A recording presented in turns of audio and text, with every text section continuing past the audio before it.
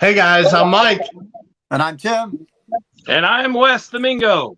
And this is the Board Game Rundown, and we are live from all three of our basements because we cover games from top to bottom. Tim, how are you feeling tonight? Well, I've been feeling better, to be honest. I'm. It's going to be no whiskey for me. It's going to be water because I'm just getting over a stomach bug. But I'll allow it. Here, and I wasn't not going to be here when I knew we had West joining us. I finally got. I've chatted with West before, but I've never actually got to meet him until Saturday. And unfortunately, it was only for like 3 minutes. But the man was working his tail off at a very small but very awesome little convention, if you want to call it that, up in Benton Harbor on Saturday. And he was teaching games all day, and I'm like, well, there's West. I got to go say hi, but when? Because there's nothing worse when you're trying to learn games when people come up and keep talking to the teacher of the game. So I was really trying to like not be that guy, and I'm like, I could talk to West anytime, really. I could just text him and say, hey, man, how's it going? But so anyway, somebody else interrupted. And so I was like, well, this is perfect. I'm not the bad guy. Now I can jump in and say, hey, real quick. And so that's what I did. It was really nice to actually just meet you in person, shake your hand and say, hey, and I'll let you get back to teaching a game that looks super, super awesome.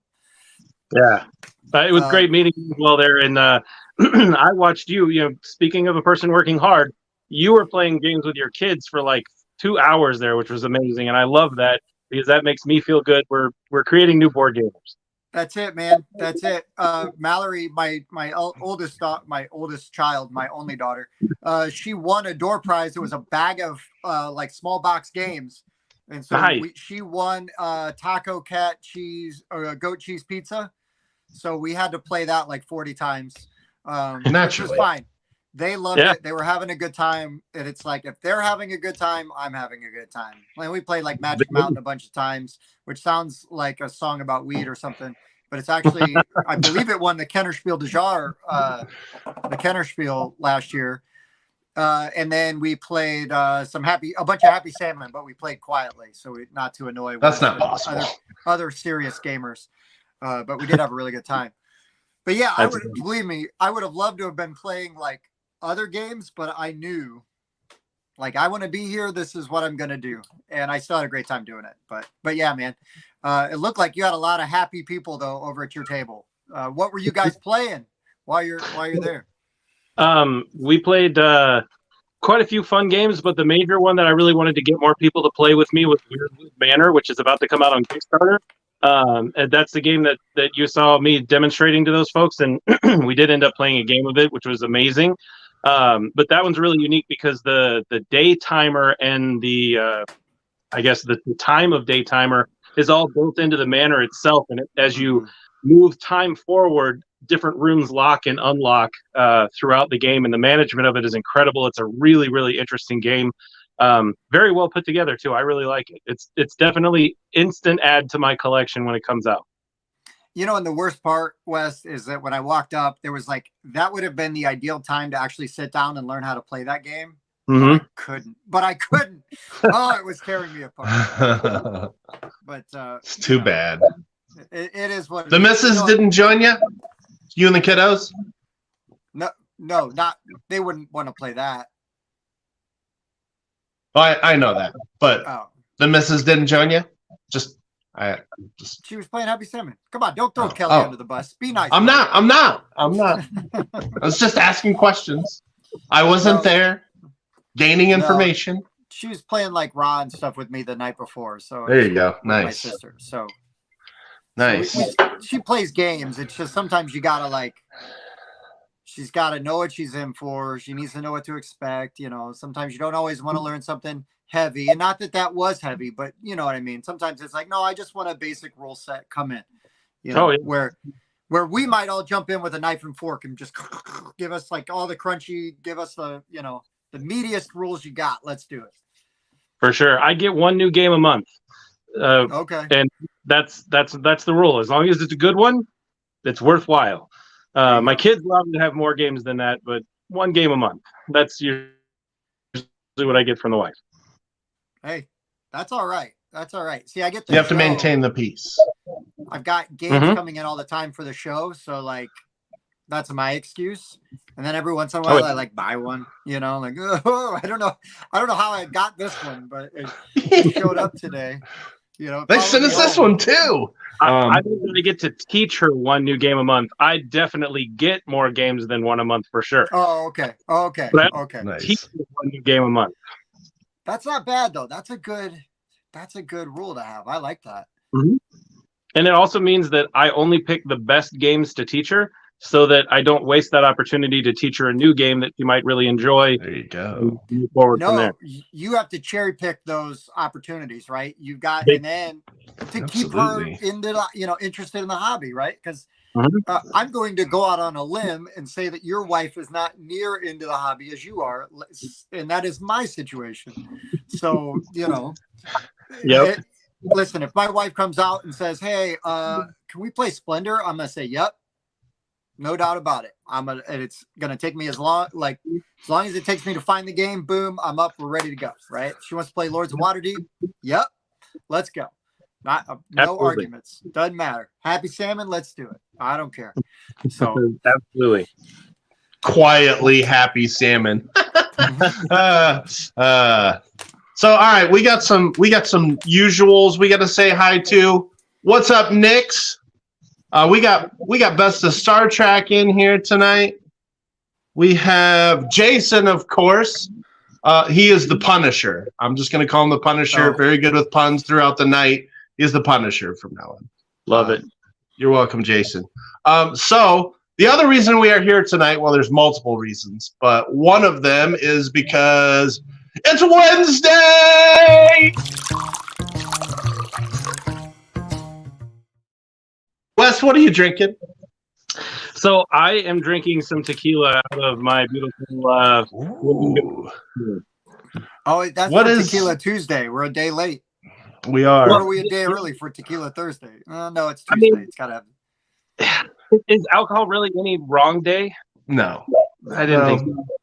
No, we just need a shtick for this thing to catch on. So that's all it really was. Well, I always do every rule, which you'll find out when we do our 5 list here. So that's probably part of the reason why I'm breaking the rule for this as well, just to set everything up from the beginning. Nice. He's breaking rules. No game is older than 2015 on his list. It's like, so since you mentioned it, West, why don't you go ahead and tell everybody what our topic is tonight, since we haven't mentioned it yet? The topic is the top 5 reasons why West is the best board gamer you've ever met. Wow. How handsome he is, and how incredibly intelligent he is, how well he plays board games. Wow. I have all of those written down. I have all of those things written down. That's so much crazy. Oh my god! I mean, it's not obvious. So really, that list it's very, very long. So I'm glad that you guys chose the good ones to start off with. That's why it's really good true top 5. Yeah, that's weird. I thought we were going to go a lot longer than that. So that's what she said. Yes. Woo! Wes, what kind of tequila are you drinking? So our top 5 list today is actually going to be the top 5 games that we love that are 10 years or older, which was a really, really challenging list for me to put together. Wow. Really? I see. I thought it would be difficult, and then it got so easy. After I just it started steamrolling after a while. I'm like, whoa, I got too many to pick from here. Just stop there. Stop looking. Yeah. So Yeah, but like really though, Mike's list is like Mall Madness, like all of those from the '90s talking board games. I didn't think you knew I still had what's- Mousetrap. That's crazy. There's the one with Vanilla Ice where you like pick up a phone and you call the hotline. You got the one where you call boys. I forget what that one was called. Uh-oh, he's getting some praise. Or did you already tag that and I missed it? I just tried to. Yeah, no. Yes. He's getting a shout out. Unfortunately, with the way the streaming program works, unless Facebook users log in and like enable this app to, mess with your Facebook settings, you don't get to know who they are. So unfortunately, unless they tell us, you'll get Facebook user. Now, I just saw Nick pop up there, so thank you, Nick. Love you, buddy. Oh, so you know Nick. Right on. Keep better. Nice. There we go. The real reason, though, that was a trick. The real reason we brought West on was to hear about how horrible Quackalope, treats West. How terrible they are. How mean they beat him. It's awful. Yeah, the work conditions must be terrible because there's so many people on the channel now. Yeah. I mean, there's no bacon. I mean, you can't eat ham. It's really challenging. Touche. I know where that's coming from. Sam. Hey. No, in all honesty, though, I met Jesse one time. I met him at Origins last year. I was walking around with a camera, and Jesse walked up to me and just started asking me questions, but in a very like, oh, hey, what do you do? And I was like, I know who this is. And I felt like, be cool. Like, this dude's channel is, 7,500 times bigger than ours. But no, he was such a sweet guy, like chatted him up for, a good 10, 15 minutes. And yeah, super nice guy. So very cool. I would love to talk to Jesse again now that I've already kind of met him, because then it's a little easier after the first time. Oh, yeah. But no, super nice guy. I kid. But yeah, it is terrible about the bacon and the ham. It's rough, man. It's really rough. I have to say that Jesse is exactly the way he comes across on the channel is exactly the way he is in real life. Like there's no filter there. It's just that's who Jesse is. No, perfect. No. Like I said, he walked up to me, introduced himself, and I'm like, I know who you are. But anyways, he was the nicest dude. No airs of about him or anything like that. I mean, it was just very, very friendly, and yeah, I loved it. It was great. It was very early on in my Origins, and that was our first Origins, and that was definitely our first convention as part of a channel. So nice. it was a really nice experience, right? Like really early on, like, oh, hey, this might be all right. So no, yeah, it was really good. It's always nice when you meet your peers, right? And they are, they're not. You would hope they would be. Yeah. Yeah, that's what happened when I met Mike. I was like, man, I just, I wish just, So many things you wanted to say, but couldn't because you didn't want to offend me. I look like a person who would take things personally. Yeah, well, you look like Walter from The Big Lebowski. So and I bowl in a league. So that was last night. You just needed those glasses, man, and then it was a little... the beard, even the hair. I get it. Maybe even the body style. Who knows? We won't get into that. However, so I have heard that West has some fun stories, and it may slightly tie into like how we kind of started chatting in a very loose way. Yeah. So West, I don't know how else to segue that. So I just, it's your red carpet, man. You can start that story however you'd like. Sure. So you want an origin story in a way, right? Yes. An origin story as well. How'd you get into gaming? How'd you get into doing gaming on YouTube? All that stuff. Sure. So I'll give you the slightly condensed version because I could literally talk about it for a very, very long time. But so I had a profession in life that I wanted to do. It didn't end up working out for me. So I went back to school to find myself. Now, mind you, I was in school on a full ride and my father never paid for anything. And then the first semester that I was finding myself in college with really hard hitting classes, things like history of the Civil War, which is like candy for me. theatrical history dealing with the Globe Theater and Shakespeare. Again, big, huge thing I absolutely love, right? Then really, really amazing classes like scuba diving and sculpture. And I think I also took a class that was, what's that? The Ultimate Frisbee also was a class. Nice. Yes. So Far more useful than things like mathematics. Yeah, exactly. Like angles, pitch, all that kind of stuff. So when my dad saw my transcripts, and mind you, I had straight A's. Like there were no. That's impressive. Okay. He said, I really appreciate that you want to find yourself and that, your first concept of life didn't work out for you. Go do something else. Go take an internship. Go do something. So I did take an internship with a company called Tigers, which is the Institute of Greatly Endangered and Rare Species based in Myrtle Beach, South. Oh, crap. So if you've ever seen the show Tiger King, Doc Bhagavan Antle that works with, was in that same vein and that Tiger King 2 was talking all about. Yeah, I worked for that guy. Wait, is he the one that was in South Carolina or is he the one in Southern Ohio? South Carolina? South Yep. Carolina. You, I thought to work with that guy, you had to be female and like well endowed and all that stuff.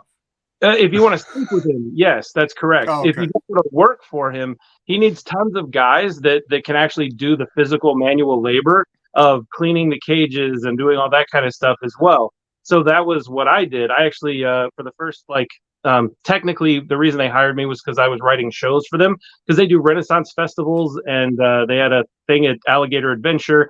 And I wrote, I think I wrote 8 different shows and they still, to this day, I believe, still do 3 of them.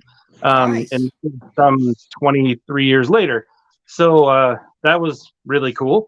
And I really enjoyed it. It was a lot of fun. I got really great experience. I worked with tigers and elephants and monkeys and bears and all kinds of stuff. The problem is I realized very quickly that if I continued working there, I was likely going to die. Because I have so many stories where I almost died. And having only worked there for a year, I figured I can only get so lucky, and I'm definitely not part cat. So I don't think I get 8 lives or anything like that. So I decided to parlay all of this amazing experience that I had into working with dogs.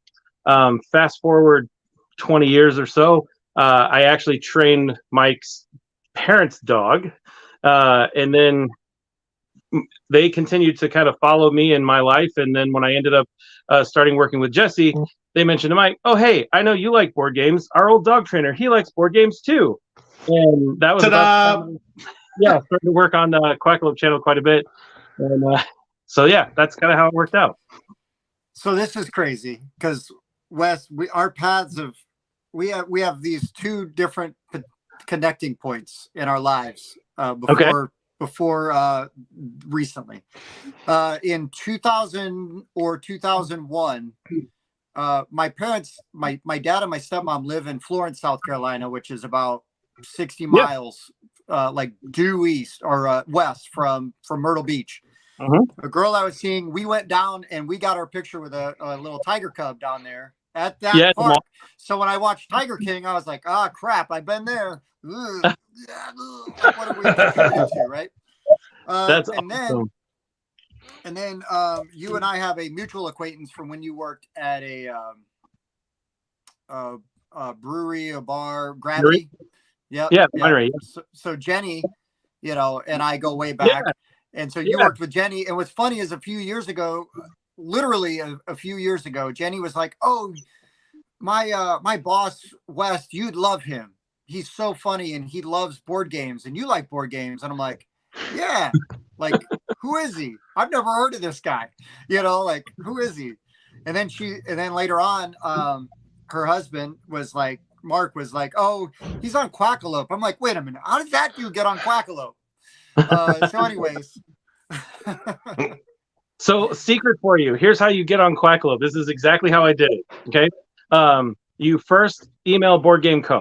Because I actually followed Board Game Co. long before I followed Quackalope. And I heard that at one point Alex was saying, "Hey, if you ever wanted to play board games or anything, I play board games because I have to do them, so I'm always looking for more people to play with." So I sent him this really long, definitely not stalkerish letter. Oh, not at all. Not at all. And it basically said, "Hey, I respect your cultures," and like probably sounded absolutely horrible. I don't even want to reread it because I'm sure it was terrible. So cringy, But yeah. yeah, and I was like, "Hey, I really want to play board games. I would love to come out and play with you. I'm even willing to, pay for the opportunity. I'll buy you lunch or whatever. I just really want this opportunity to be able to play board games." And games that I don't currently play with my group, because my group plays really great games. They just don't play like really deep games. Like I really wanted to play Anno 1800 and some Vita Lacerda games and things like that. And my game group just wasn't in it. It was never going to happen for me. Yeah. So I wanted the opportunity to play those other games. So I sent a message out. Long story short, we couldn't make it work for the very first weekend that we were going to try. So at that same time, I heard that Jesse had just moved to Cleveland as well and was really close to Board Game Co. So I said, "Oh, and he did board games full time." So I'm like, "Hey, my days off are actually weekdays, so I can just drive out early in the morning, play board games all day, and then I'll just drive home really late at night." And now, mind you, it's 4 hours each way. Okay, so we're talking about an 8-hour commute, and I don't care. And I send exactly the same letter to Jesse, exactly the same one. I just changed like one or two small things, right? And he's like, "Hey, yeah, that's cool. Come on down." So I met him the day that I was supposed to play board games with him all day. Like he said, "Come at 9 a.m.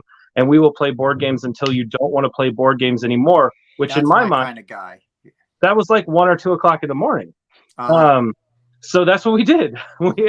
I walk up to the door. And he's like, he looks at me, my stupid flamingo shirts that I love so much, my crazy hair, and he's like, yeah, come on in, buddy. And it's just been awesome since then. And I would go up at least once or twice a month for a while and play board games all day. And then I would come back, and eventually I would spend the night, and I put both of my 2 days off together.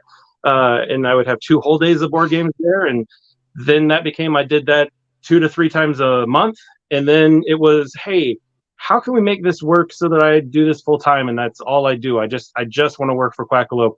And we figured out a way to make it happen that made sense for both of us. And that's where we are. Dude, that's fantastic. Nice. That is the dream. That took a year. It took a year, but it was totally worth it. Yeah. I mean, it reeks of desperation, but it's awesome. It's awesome. What I've learned from this story, though, is that Mike owes me a lunch or something. At least. Well, yeah, because I mean, my origin story on Board Game Rundown follows a vaguely similar path where I stalked him and was like, "Let me message him a little bit, make him think I'm cool." And then the first time he invites me, he won't be able to get rid of me. Yeah. Similar. That's what happened. Yeah. Similar thing. And to your point, Wes, you're a trooper. The first time we gamed together, you came over here. I think everybody else was gone by 1 o'clock, and me and Wes were playing games till like maybe 2:30 or 3. He's a trooper, so I have this motto: if there's a board game and someone wants to play it, I'm down. Yes.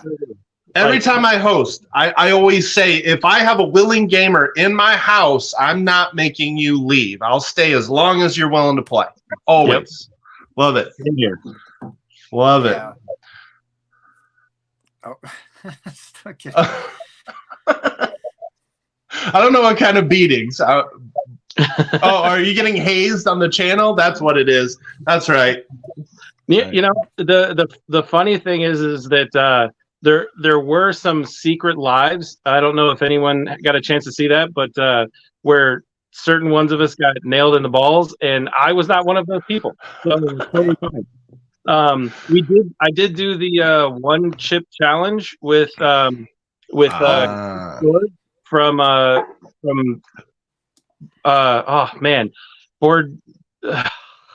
whatever, Chris George. Everybody knows Chris George. I'll get the channel completely wrong if I try to say it now, so I'm not going to. I would have gotten it wrong anyway because I'm terrible with anything else. But Chris George, wonderful man. You should totally watch him if you don't right now. But we did the one chip challenge. So we took a half of a chip each, and we ate it. and then we played Hamster Roll, which is a balancing game with this big wheel that goes around, and you have to put pieces inside of it while we're dying inside because I of love all that the idea. stations. That's like, fantastic. hey guys, let's play Rhino Hero while we're That's- in complete anguish, or Meat Oh, yeah. Circus or something, right? Like anything with a little bit of dexterity where you could just The torture sweat here has all me over. intrigued. Yep, it's Oh. great. Highly fun. That's an awesome idea. Wow. Where was it? I got to go up. Dave here mentioned a really good one, which I haven't had yet. By the way, I'm drinking Barton 1792 small batch. I don't know Nice. if I know anything better for the price, to be honest with you. Listen, Um, if I were drinking, I'd be drinking this Rot Gut Jeffers Creek Kentucky bourbon, again, distilled in my second hometown, Louisville, Kentucky. So yeah, You got out of it, Tim. What are you drinking again? Kirkland's Oh, just finest checking. purified water. It's I You got guys a backup bottle. TikTok? Do you watch the TikTok? Because there's a wonderful channel that there are these guys that play music all the time, but they have this thing called Can It Kirkland, where they take regular whiskey and then they get the Kirkland version of it, and they see if you can tell the difference between the two. And they built a song called "Can It Kirkland," and it's this just stupid, wonderful song. And they do this absolutely dumb TikTok about it, and they've got like 50 of them, and they're hysterical. You should totally watch it if you haven't seen it already. I will have to check that What's out. up, because I Katya? like that. Now, yeah, Wes, you've got a big shoes to fill because you're following Katya's show, and Katya's amazing. So, I played sorry. 13. Does that count? You what? Sometimes Yeah, size 14. 13. Yeah. Ooh.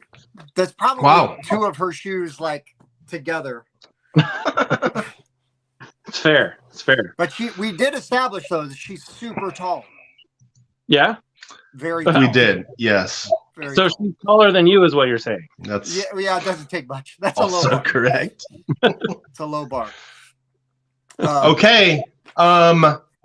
I know we could probably do tons of filler later. So without further ado, gentlemen, are you guys ready to jump into this list? No, this was really hard. Like, honestly, it was really hard. I feel like there's some sarcasm mixed in here, but because I know one of Wes' favorite games. But Yeah. maybe it was tough after that one. I don't know. So okay, well, I have so many caveats, and I probably approached this list differently than you did because I took it from the perspective the list is games that are 10 years old or older, right? Mm-hmm. The problem is I have so many great memories of older games because my dad taught me how to play board games. So I have used like this 1970s version of Acquire. Nice. Nice. I have Lie, Cheat, and Steal. Okay. Transformers. Anybody? Oh. Yep. And old school Stratego. Yeah. So Nice. these are all games that make me happy, that I love, even if they're not that great board games. But what No, it did to me yeah. as a kid was to play board games that have a lot of take that element, because that's what all of the board games were like back in the 70s and 80s. Even into the early 90s, it was all about take that. So I have a lot of nostalgia around those older games. And then I ran into another problem with this list. A lot of the games that I love and the versions that I play of those games are not the 10-year-old versions of those games. Oh, Because the one that you guys are probably thinking about is not on my list. It should be, but I refuse to play the original version of it, and the 20th anniversary is not 10 years or older. Oh. Nice. Mhm. Okay, we got plot twists. Woo! All right. So, Tim, what was your qualifier? Did you have any additional ones? It's got to be over 10 years. And I like to play it. That's it. It was, Yeah. Here's the thing is like, I left off like Magic the Gathering, and I also left off Hero Quest, even though Hero Quest was a game that got me in early. And it's mostly because Hero Quest has a new edition. I think we talked about it recently. I want to talk about some other stuff. And also like, I don't know. As a kid growing up, we played a lot more like card games. and stuff. We had the occasional mass market game, but they never lasted very long in my house. We moved a lot. Pieces got lost, stuff like that. And then they just get left behind or thrown out, blah, blah, blah. So I've got one game on my list that is part of that. And I would love to get an OG version, but I don't want to pay like stupid amounts of money. And it would virtually be unplayable because it was a VHS game. Nix, I bet I know what it was. Nix, I have that written down, so that's in the master list of topics. I definitely want to cover nostalgia games like in their totality at some point. It's a great Nix topic. wants you to add that to your lust, though. Yes, I lust there was a typo for that topic on the list. Yeah. And Jonathan, aka Ginger, who West actually met Friday. That's who this guy is. No, I actually did not do that. I thought that would be too predictable. A lot of people know what my favorite games are, and a lot of them are older. I mean, my top 25 is loaded with older games. I could have just went down that list, but I thought that was kind of boring. So I kind of just hodgepodge of reasons for what I've got on this list. So I want to make it fun and unpredictable. I've got some games that aren't necessarily super popular in today's eyes, but I love them anyways. So nice. Okay, so I guess that being said, Tim, you can start, and then we'll go clockwise and finish with me. So naturally, that means we're going to start with our number 5.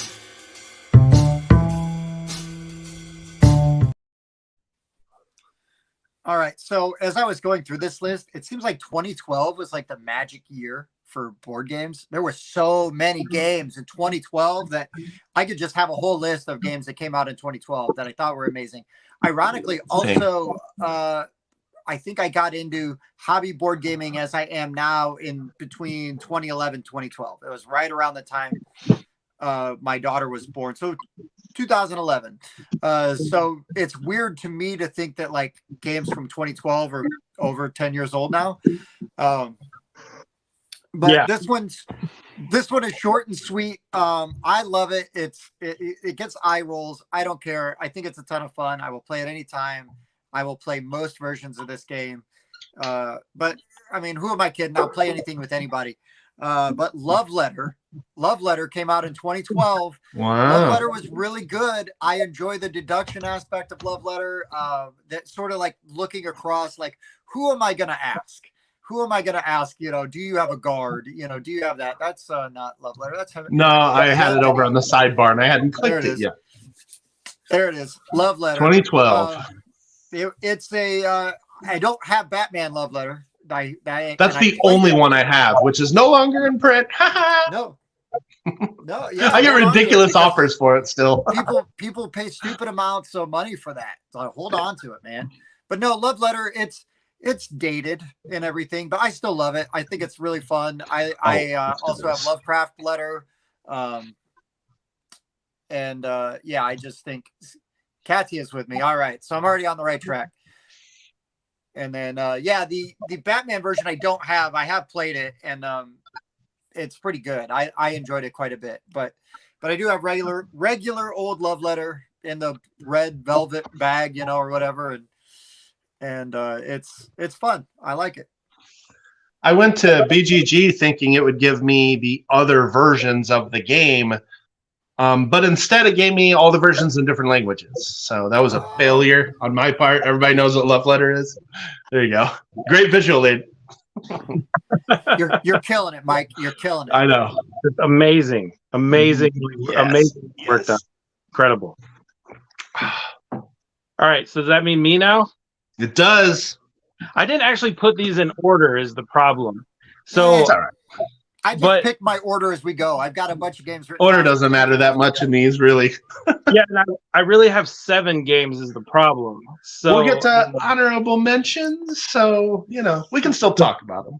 Put those off to the side is what you're saying. Okay. Yeah. We'll come back to whatever doesn't make the cut. Okay. So for that reason, then, I did the same thing. My rule had to be I had to own the game. And I had to own that version of the game. Is like I found quite a few of them that were, hey, this game is like Twilight Imperium, for instance. Third edition was out within that time frame. Fourth edition, the edition I own, not in that edition. So I've got my third edition coffin box right over there. Yeah. So like I've also several other versions like Zombicide as a whole. Original Zombicide came out, perfect timing. But if you look at any of the other ones that I actually own, not at that same time. So my other rules. Yeah. My other rule was that it had to be a game that I play more than once. So like it can't be a game that I just played once and I really loved and I'm going to play it again. It has to be a game that I will happily play at any time, and it makes me happy to play it, which makes it difficult for me because I like certain styles of games. I love take that elements. I love short, quick, fun, fast games, and I love thinky, make you like break your brain games. And there's not a whole lot of in between there. No. So for that reason, and everybody's gonna laugh at this, but I don't care. Cockroach poker. If you don't play, always wanted to play it. I want to order it now that it's been reprinted. I've never played It's in a cart. It is absolutely fantastic. That's what I've heard. Stupid fun. Okay, it's so much fun, especially if you've got a group of more than like 3 people. It's still really fun with 3 people. But Cockroach Poker is fantastic. It's an easy, simple game to teach. It's so much fun for everybody to play, and it keeps the game interesting, and it's very fast. So it's a nice, easy filler game. So for me, that's my filler game of my top 5. Nice. That's a great pick. I've wanted to play that game for so long, and then like when I was finally ready, I'm like, okay, I'm going to get it. Then it was out of print. Trying to get a Gen Con. They even told me, nope, we don't have any. You got to wait. And now it is back in stock. So that notion right there is going to make me pull the trigger, sir. There you go. That's all I needed. I'm here for, to make everybody buy more games. Nice. I love bluffing. Love bluffing. Too. So that's. I do too. Man, that's a game I want to play so bad. I've only ever heard good things about it. All right. So my number 5, in an attempt to be unpredictable, I was going to stray away from this game. But for the first several years, I was a gamer. This was my number 1 game of all time. And it's actually a really good segue to you being here, and I'll get to that. But my number 5 is Castles of Burgundy. I absolutely love Stefan Feld games. Everybody assumed it would be my 1. That's why I'm putting it at my 5. You're going to have to figure out what the other 4 are, guys. But I love this game. I know it can be, there are times where the rolls don't go your way and it doesn't have as much mitigation as a lot of modern games, but I kind of like that tactical puzzle that it gives you every time you play it. Like, I've got these tiles and here's the numbers that I got to work with, and well, they're not there. So let's just take the next best thing, whether it's workers or gold, figure it out later. I love that game. And I just couldn't, there's a lot of Feld games that are more than 10 years old I could have thrown on this list. I talk about them all the time. This one's still my favorite. It's still in my top 10. There was just no way I was going to take it off this list. I knew that was going to be on your list. I knew. It didn't matter. Everybody knew, and that's why it's my 5. Now, what's interesting is one of my favorite Quackalope videos that I've seen over the last few months is one with Jesse and Shira. Jesse doesn't say a single word while Shira unboxes Castles of Burgundy. I love that episode because, one, I was super excited to see somebody hold the pieces in their hand. Like, I don't watch unboxings. I don't. Like, it's, to me, it's just like, okay, I'll see it when I get it. But I love Castles so much. It's just this old classic game for me, just to see him with his knife and pulling stuff out, and she's narrating and he's not saying a word. I loved that episode. I had a lot of fun watching that one. It just ramped up my excitement to get the deluxe that's coming out this year. Oh my gosh, I cannot wait, because if there's any game that needs deluxeified, it's freaking Castles of Burgundy, in my opinion. So there you go. I'm gonna have to play this for the show, Mike, and review it when it comes out. He's still never played it. I've never played Yes, it. we're reviewing it for the show. I've already got that planned. ugly box cover from the original one, and then plus nobody really pushed it. I think one time it was brought up at like a game night, and somebody went, "Ugh, like I don't like that game," and then it was Well, never Dan hates it. mentioned again. Well, Dan doesn't like fun, so we know that. Here, let's just clear the air here, because so there you go. I have it rated a 10 still. There you go. When was that? Oh, I only rated it in 2020, and I still gave it a 10 only a few years ago. So there you go. Just throwing that out. It's no code names, Mike. It's no code names. It's not code names. We rip on Tim a lot because if you look at his BGG ratings, They're fixed a little bit.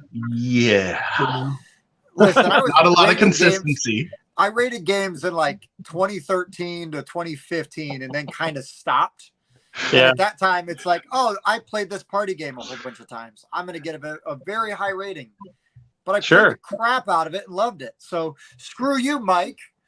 Right? But I did fix it and adjust the ratings to probably what's more realistic. I have to say that if you play a game more than like 10 times, you've got your money out of that game. And that also means it is a great game that is worth your time to play. If you really find yourself wanting to pull it off the shelf, even if it's something really simple and easy like Codenames that I can't play because I suck at, but it could definitely be a game that makes sense for you and that you have fun with it. That's all that matters. If you're not having fun playing board games, you're not playing board games. Well, that's the amazing thing about board games, especially now, is there is literally a game for every single person out there. You could, it is. If people say they don't like board games, they're not trying, or they're just not around people that are very helpful. Because honestly, I could find board games for anybody now. I just feel like that my breadth of knowledge, is there, that you can find games for people, and they're so accessible now. They're so much easier to get into than they used to be. So, And David, thank you very much. I completely agree with you. I can't wait till it actually comes out and we get a chance to put our hands back on it again. Although I have to say that I'm more excited about Werewolf because that's what I played the most of when I was a kid. So I'm super, super excited to see that. But yes, I completely agree with you. Vampire the Masquerade would be amazing, and I definitely never got a chance to play it. Jesse and Shira shooped it out right from underneath me, and I didn't get to play. It was very frustrating. It had to go off to some other reviewer. I don't remember who it was. I definitely don't hold a grudge. Well, it wasn't us, so we're safe. It wasn't you. You're safe. But I used to play the crap out of Vampire and Werewolf and Mage. Used to play a lot of Mage, like all in the same universe or whatever. But yeah, good stuff. To your point about replayability, that's one of the things I enjoy about Castle so much. The dice rolls and the tiles that come out change every game completely. I've played my physical copy close to 20 times, and I've played it well over 200 times online. So I've absolutely got my money's worth out of that. It is a great game. I really look forward to the upgraded pieces because I really want the 3D pieces. So when you're making your board, your little tableau, you've got all the 3D like sheep and pigs and random buildings and stuff. I think it'll just look amazing when it's all done because we never got that stuff. We didn't even get the acrylic tiles. We just got the basic cardboard ones. So I didn't spring for the 3D stuff. I thought the miniature castles would good enough for me, but I do have the acrylic tiles, which should feel great. So what you're saying, Mike, is you don't really love castles. Do you recall that price tag and/or how selective I am of my Kickstarters? So what you're saying is you're too cheap to buy the best stuff for the game that you love the most. I'm like, it's just gonna sit on the board. I'm never gonna move it. It's beautiful. Like you're building a town. How much is it going to add to setup and play time? Well, probably exponentially. Like I can't. It's going to be probably add another 20 or 30 minutes to the game, but it's going to look awesome. I know, I'm too practical, Wes. I'm too practical. I'm sorry. They're just going to sit there. I agree with you. Okay, we are on to number 4 then. Oh, I hit the ticker. Not that other thing. Whoop, winning. Here we go. Mike's only had one drink. You're killing it. I know. Mike. I'm killing it. I know. The beatings will continue.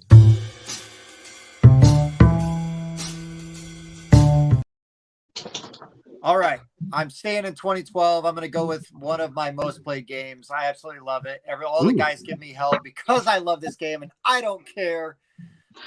Because you want to talk about if you play a game 10 times, you got your money's worth. I have played this game so many times. I continue to play the expansions that come out for it.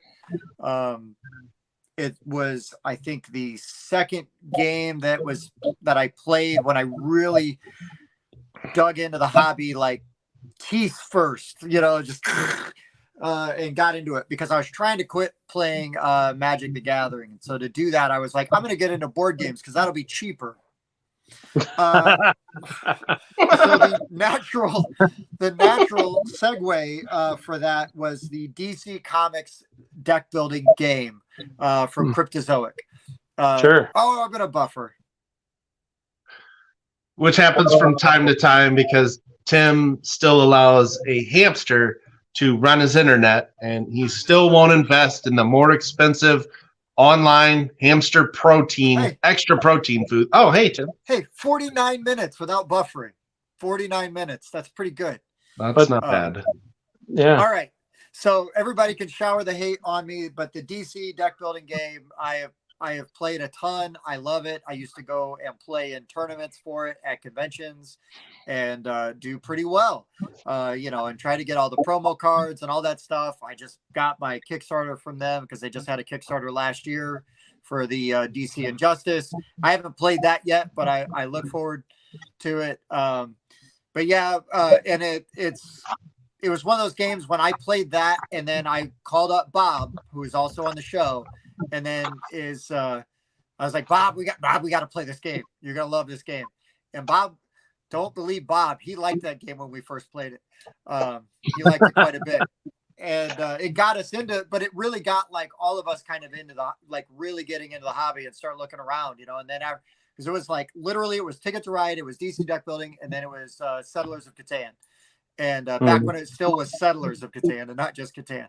But anyways, we got into all of those, right? And we just started jumping in. Screw you, Dan. We got into all of those. Dan from the show. And so,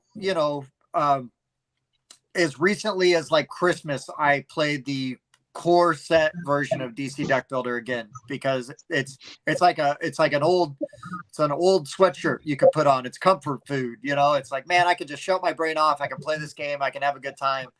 And we've modded it, we've house ruled it, we've played with extra heroes to make it more interesting, more complicated, and things like that. But I'll play that game all the time, anytime, drop of the hat.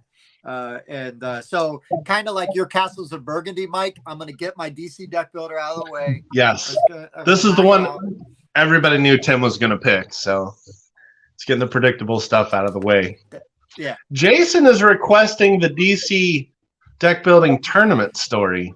I don't know which one he wants. We used to go to Geekway to the West in St. Louis, not Geekway to West's house, but Geekway to the West in St. Louis. And as a Cubs fan, it's very difficult for me to go to that town, but I did. And they had a DC deck building tournament, and there was a guy there who looked straight up like Weird Al. Now, this was very difficult for me because I love Weird Al, but this guy I had to play in the tournament, and I lost to him. It was first and second. He came in first, I came in second. And what sucked is that he beat Bob to face me. So it could have been Bob and I head to head in the tournament. So for the rest of the con, we'd see this guy around. I mean, he looks like Weird Al. He stands out. So we just called him Weird Al. He was my nemesis for ages. I just like, and then we saw him at another Geekway the next year. And I was sitting next to him at like basically the winners table, like all the groups, that had won. We were in one final game. And I got to talking to him a little bit because I'm like, I don't know this guy. We've made up our own legends and lore about him, but we don't know him, And it turns out he was actually a pretty nice guy, and used to be a like semi-professional Magic the Gathering player, and like went all around the country for tournaments. Made money doing it, and I think he still did it, but didn't do it like to the level that he used to. Whatever. Anyways, and then I made him rage quit the tournament. just had this turn where I basically was able to, I drew almost my entire deck, like, and played, drew and played. I had just, all of these, the heavens had aligned. I never had a hand so good ever since and never before. But that day, and he just kind of, he looked and he saw everything that I did. And then he just got up and he goes, I can't win this. And he just got up and left. And I was like, holy crap. Wow. So that might be the tournament story you want to hear. And no, Ginger, DC is not co-op. You're thinking of Legendary, Marvel Legendary, which is semi-co-op. And yes, Jason, it was the sweetest vengeance. But yeah, that's my DC deck builder story, or at least one of them. It was pretty good. I was so disappointed not to play Bob in the championship, and I lost to Weird Al. But then I made Weird Al rage quit. One of my favorite. Weird Al rage quit. One of my favorite. Oh, so apparently I've told this before because Jason's like, that's the one. Whoops. I've heard at least that one. It was amazing though. I mean, seriously, it was unbelievable. I was so glad there were other people there, so they know I'm like not just full of shit, that I didn't just make this up. But yeah, that's a game I can consistently beat Bob at, and that's why I'm convinced Bob doesn't play it anymore. Just saying. Love it. Okay, that was my number 4. Sorry, Wes, you can talk now. Oh no, it's a great story. Jeez. I love it. Okay, so you told an origin story that got you into board games, right? So my number 4 is the game that brought my love of board games back from the 1970s and the 1980s games that I played as a kid. And that it's going to be good old fashioned Ticket to Ride, okay? But not just a Ticket to Ride. It's very specifically Pennsylvania, okay? Oh. Pennsylvania, you buy stocks. All right, so you've got your regular routes, but you also have stocks that you buy throughout the game. So it adds another element to the game. And if you have the most stocks, it's worth a certain number of points at the end. So even though you might not have as many routes as everybody else, it doesn't follow the same rules as the original Ticket to Ride. There's extra stuff to it. You add additional stock element to it, so it's even more fun to play. In addition to that, I also always play with Alvin and Dexter, the little guys that go on with them, and I've got them hand painted by an amazing friend of mine. Let me make you bigger so we can see the hand. Yeah, painting. you got to show them again. Oh, very nice. Cool.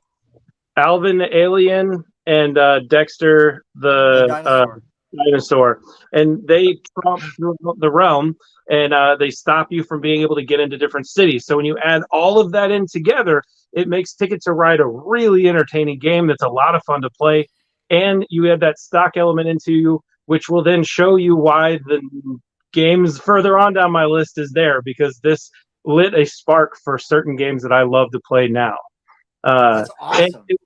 It was also the game that, like, we have friends that we met during birthing class. There's a great story. We have friends that we met in Milwaukee 15 years ago when we had my daughter. Her name is Jenny. My wife's name is Jenny. His name is Jason. My name is not Jason. But I asked questions like, can you keep the placenta after it comes out? Because you can like dig it and plant it in a beautiful rose bush. That was my thought, but it came out really weird.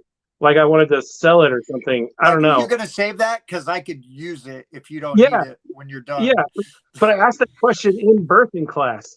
So then I'm like the really weird guy, which is normal. That's what I am all the time. But these people thought it was really funny as well. So I knew they were kindred spirits. And at the end of the session, I was like, I wrote my number down and I'm like, here, please call me if you don't think I'm too weird. That whole stalker letter thing is coming back again. Yeah, we're going full circle here. What's happening? So we've been great friends with these people. We see them 4 times a year, and when we see them, we spend like 4 days together, and we have our own little con. And it is just us playing board games. And some of the games that we love to play are Ticket to Ride, Pandemic, and all that kind of stuff. And Pandemic technically would also fit on this list because it came out at the same time. But Ticket to Ride is the one that made me really love board games again and want to see where board games have gotten to. So that's the reason why this is on my list, because it was my gateway version of game. Yeah, no, that's Nice. awesome, man. That's awesome. I love it. Oh boy. Placenta Pals. Oh, does Hallmark make I would like your placenta greeting card? I don't know. We warned you Jason was going to be bringing We the warned fire. you about Jason. I do love that. That's actually that's really good, honestly. If there isn't one, West is going to make one. He's going to make it with crayons and send it to him, which also is not awkward at all. So It really I think feels like it's a missed opportunity. I think It David hit on two things right here. First of all, that's the entire Hallmark card. You just have like sort of this gooey reddish splotch on it, reddish purple splotch, and it just says Placenta Pals ? On the inside. And then you sign it with your phone number. And also, though, Placenta Pals could either be a collectible card game, sort of like in the vein of Garbage Pail Kids, or just maybe a set collection board game. See, here we go. We're just Missed really opportunity. gross. Really gross. Wow. And if I haven't alienated everybody watching the show, Well, then yeah, Mike is allowed to continue. Down to 3 viewers now? Is that what it is? Okay. Surprisingly, nobody that's expecting.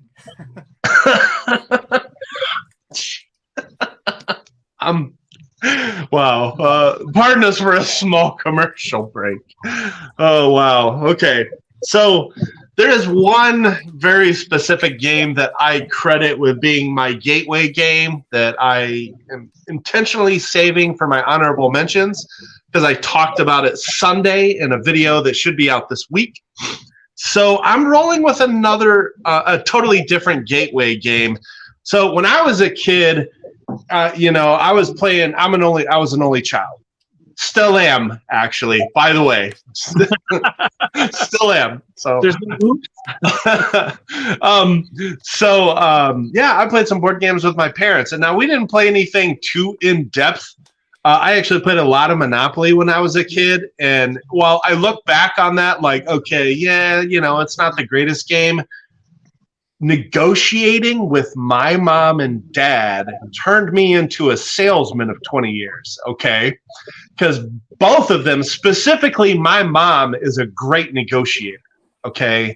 And so playing them in Monopoly, it was all about the trading of properties when we played. That was the game. And so, anywho, I love negotiation in games. And one of the first 5 games I played when I realized what board games could be roughly 10 years ago and loved was Cosmic Encounter.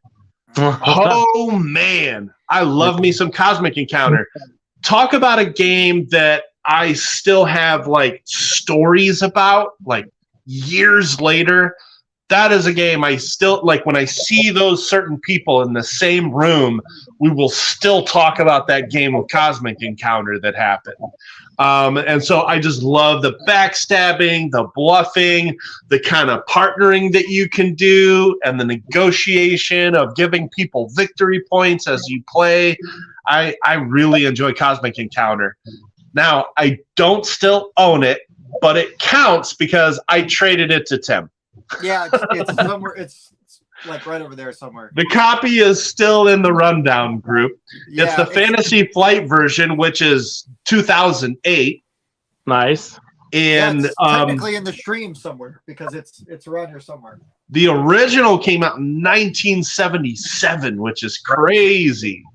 That is crazy.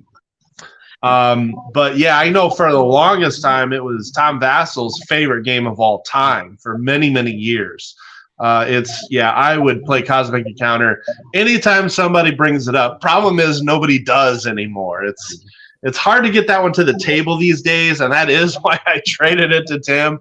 But man, it opened me up to, okay, this is negotiation, but on a much higher level platform than just roll and move. And ever since then, I've loved those style of games. So yeah, Cosmic Encounter's a classic. I've only ever played it one time, and I absolutely loved it. But I don't. Again, game group is vitally important to play something like that. And 100%. Very much is. But man, when it's one of those games that yes, group dependent, but when you have that group, it's just so much fun. So much fun. And I really think it would be a blast to play in our group. Oh my gosh. We have the group. We just haven't played it. Oh, we do have the group. I played it with some people from the group, but not Mike. Yeah, I know. No offense. I get it. Whatever. All right, Tim, your number 3.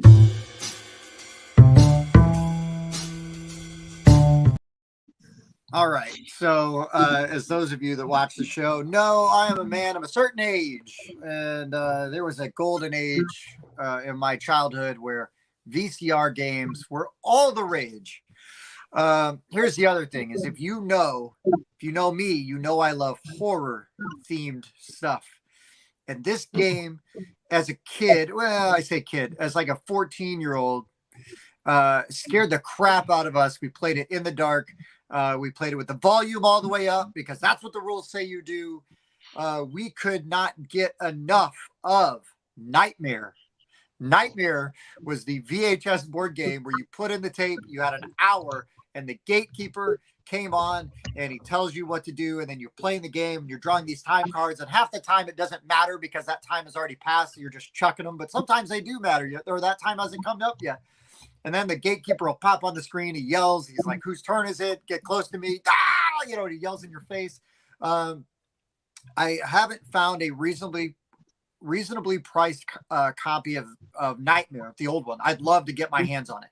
But I do have 2 of the updated versions where they renamed it Atmosphere, F-E-A-R. There's the Harbingers, and then there's just like the DVD game. So I have both of those. So I have 3 games technically for my number 3. But I also had all the expansions. Love it. All the expansions for the original Nightmare. It was like Baron Samedi. There was somebody else. There was 2 other characters. There was a mummy, Kofu, maybe.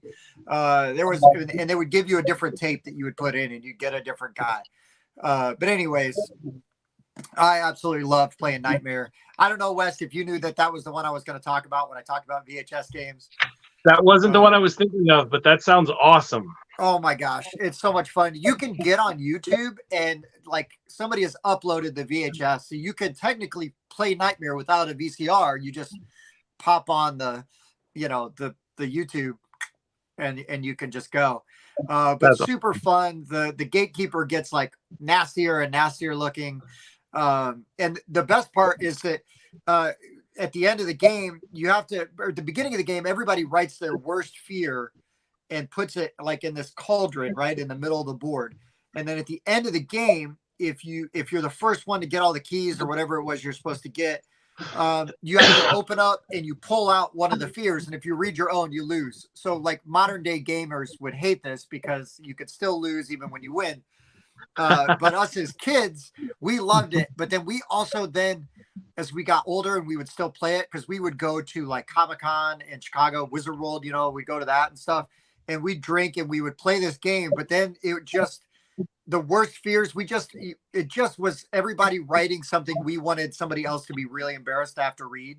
So we just wrote like the worst, most filthiest things. Like, come on, dude, you can't fill up a full notebook page and put it in there. It's not going to fit. Like, it's just got to be like 2 sentences. It involved everybody's mothers, and their pets. It was terrible and super offensive. But it was hilarious. I still love Nightmare. I'd love to get an original copy of it. The game's flawed. It's not a perfect game, but it's like we all talk about the experiences and the memories you have from these games, right? It's like why we're passionate about games and like wanting to have those experiences again. We're always chasing the dragon. We want more. For sure. But yeah, man, Yeah, man, that's one of mine. That's a big one. I tried to give you a visual aid for this one, and I don't have much to go with here, buddy. Yeah, you just the old one's Nightmare is like a purplish box. Yeah. David, I might still have a Here, copy of Omega. maybe South I'll do Carolina this like that. because it'll be super nostalgic for Tim, but won't mean anything for anybody else. This is what I got for you. That's him. Yep. There you go. Yep, that's the gatekeeper. Yep, that's him. Oh, perfect. I wanted to ask a question. Before you start the game, does the gatekeeper ask you, why are you playing Nightmare instead of Anachrony, you idiot? No, because Anachrony didn't exist, and he didn't go back he didn't have the technology to go back in time and ask you yet. Fine. All right, fine. You missed my joke. He's the gatekeeper. Yeah. Sad. I get it. He's gatekeeper. I'll go back into my hole. It's probably a good plan.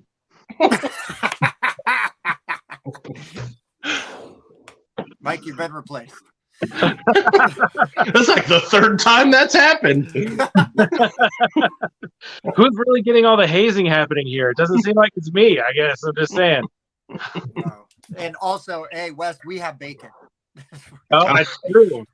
Man. Oh, it's very true. I've seen West in person. I'm screwed. Okay. So your game has a lot of expansions and things so it's multiple games kind of all together, plus it's been reskinned and things like that, right? Okay, my next game is the game that I always wanted to play after I played Ticket to Ride Pennsylvania with the stocks. And I slowly worked my way into it, and had Irish Gauge and Iberian Gauge been the right time frame, Irish Gauge is almost like 2017, I think. I would have put those on there because that was the next level to get me to the thing that I wanted to play the most, which would be 18XX games. So 1830, I've got the 1861, keep going the wrong way. 1861, which is also 1867, mixed together. So any of the 1800 railroad games, I absolutely love them. They take a billion years to play. Like, it's not quite Twilight Imperium level, but close. BGG is saying 360 minutes. It's about right. I mean, we played 1846 the other day, and we started at 10:30, and we ended at 3. So, and we actually papered the last 2 rounds. So, for those of you who don't know, with any of the 18XX games, you invest in a company. That company puts down track, and then you buy shares of that company. And then when the company has payouts, dividends, so to speak, you gain money from the amount of shares that you have.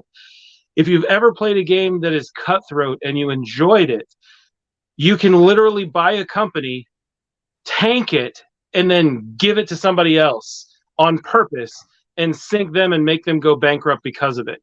After having played the game for 2, 3, or 4 hours, to then unload a company on top of another person and completely destroy their game, there is no better feeling in this world when they've been trying to do it to you the entire game and you flip the script and do it to them instead.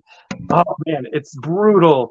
It's divisive and fun and really exciting, and there's so many different strategies on how to play. And again, game group dependent, because you've got to have somebody that really knows it, and you got to have somebody that really likes math, because there's a lot of math in there. But the last 2 rounds usually are, all right, how much did you make this run for? Because you're basically running goods that are non-existent from one point of the board to another point of the board, and you're basing on how much money those routes give you because of all the different connected cities that you get along the way. And you're buying trains, and then those trains rust out as the game goes on. So there's just so much going on in the game, and it is so much fun to play. I absolutely love it. Highly recommend it, as long as you've got someone who knows what they're doing that can walk you through your first couple of games. And then after that, you can have fun playing with your own game group. But nice. 18XX in general, highly, highly recommended. And I think 1830 was out in 1988 or 87, something like that. Nice. Good pick. Nice. Yep. So, yeah, I haven't played any 1800 games. I haven't So, either. not that I wouldn't. I don't want to go out and buy them and take the plunge myself. It's got to be somebody teaches me, and then I'll decide to go get one myself. Totally would play one. David, the key to keeping friends after playing games with me is because I expect you to do the same thing to me. I want you to be brutal. That's part of the fun of playing a Take That game. If you can't actually play Take That in a game that's designed for Take That, then again, are you really playing the game? I don't know.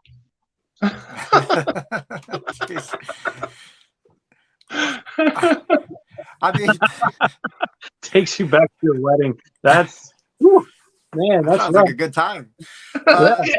No, I agree though, Wes. I think that it's games like that are group dependent, right? And you got to have. I've got a game on my list that if you play with the wrong people, you will lose friends. But if you play with the right people, you've got great stories to tell for years and years. So For sure. it's perfect. It's perfect. Okay, so my number 3. This is interesting. So the original version of this came out in 1992.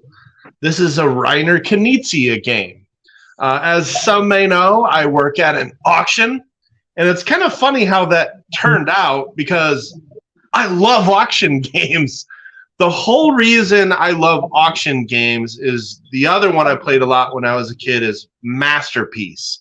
And this is like this old Milton Bradley game. I think originally came out in 1970, and you're literally flicking a spinner and it tells you what paintings you can buy or sell. But there's some speculating in it because you're buying paintings low price. You're trying to sell them high price.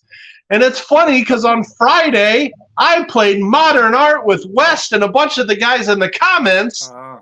And it's one of my favorite auction games. I love this game.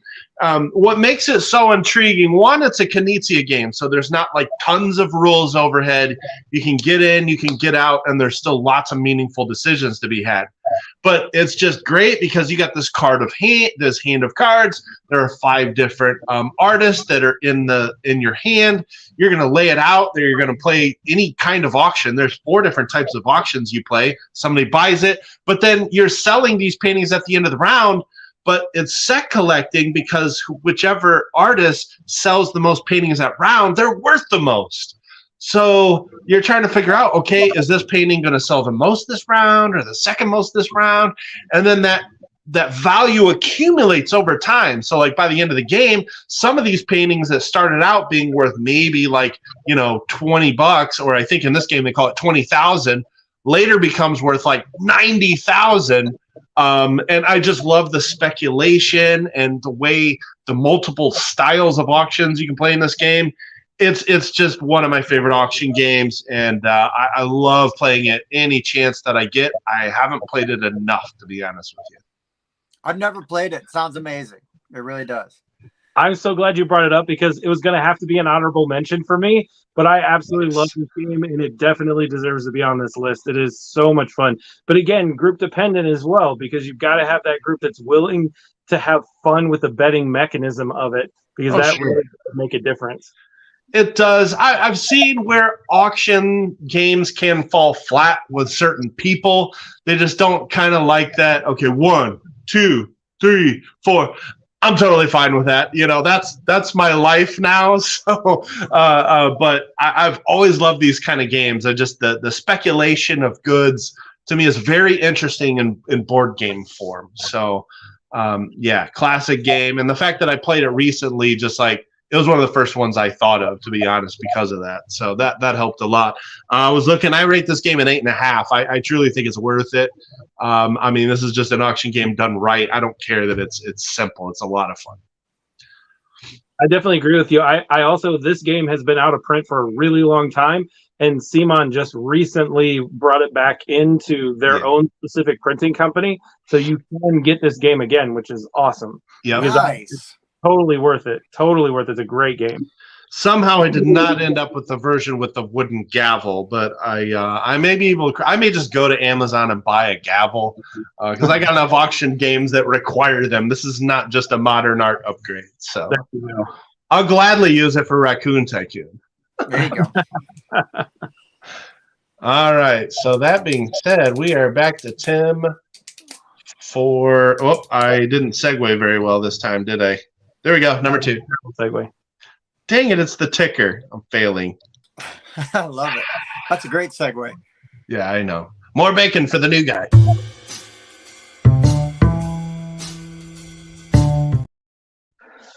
Guys, I have so many on here that I want to list or talk about, but there's one that I feel like is going to be on West's list, so I'm going to leave that off just in case. I bet it's not. That's the problem.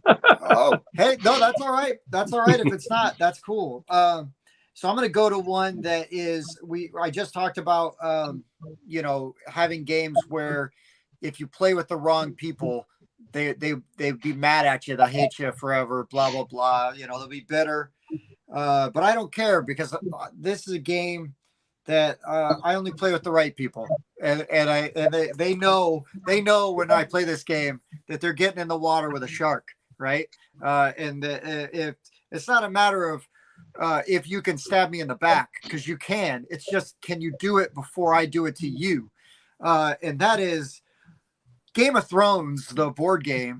Even the second edition still qualifies. The first edition, I think, is like 2004. Second edition, I think, was 2012. I didn't look up when first edition came out. But man, I played the crap out of this game. I've read all the books a ton of times, blah, blah, blah. Yeah, Hooper called it. Bobby knows me.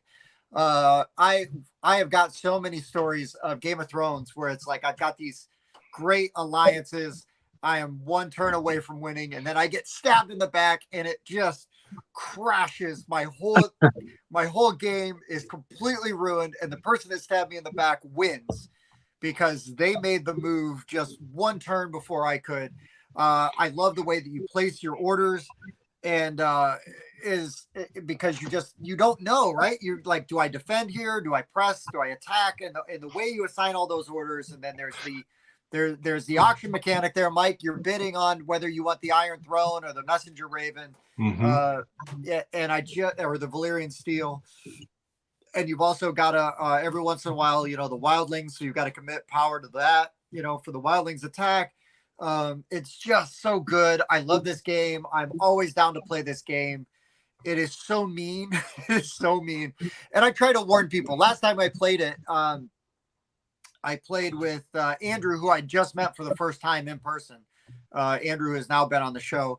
But Dan's going, don't trust him. Don't trust him. Don't trust him. I'm also playing with Justin, who I'd only ever played games with I think that's the first time I'd actually played games with him too.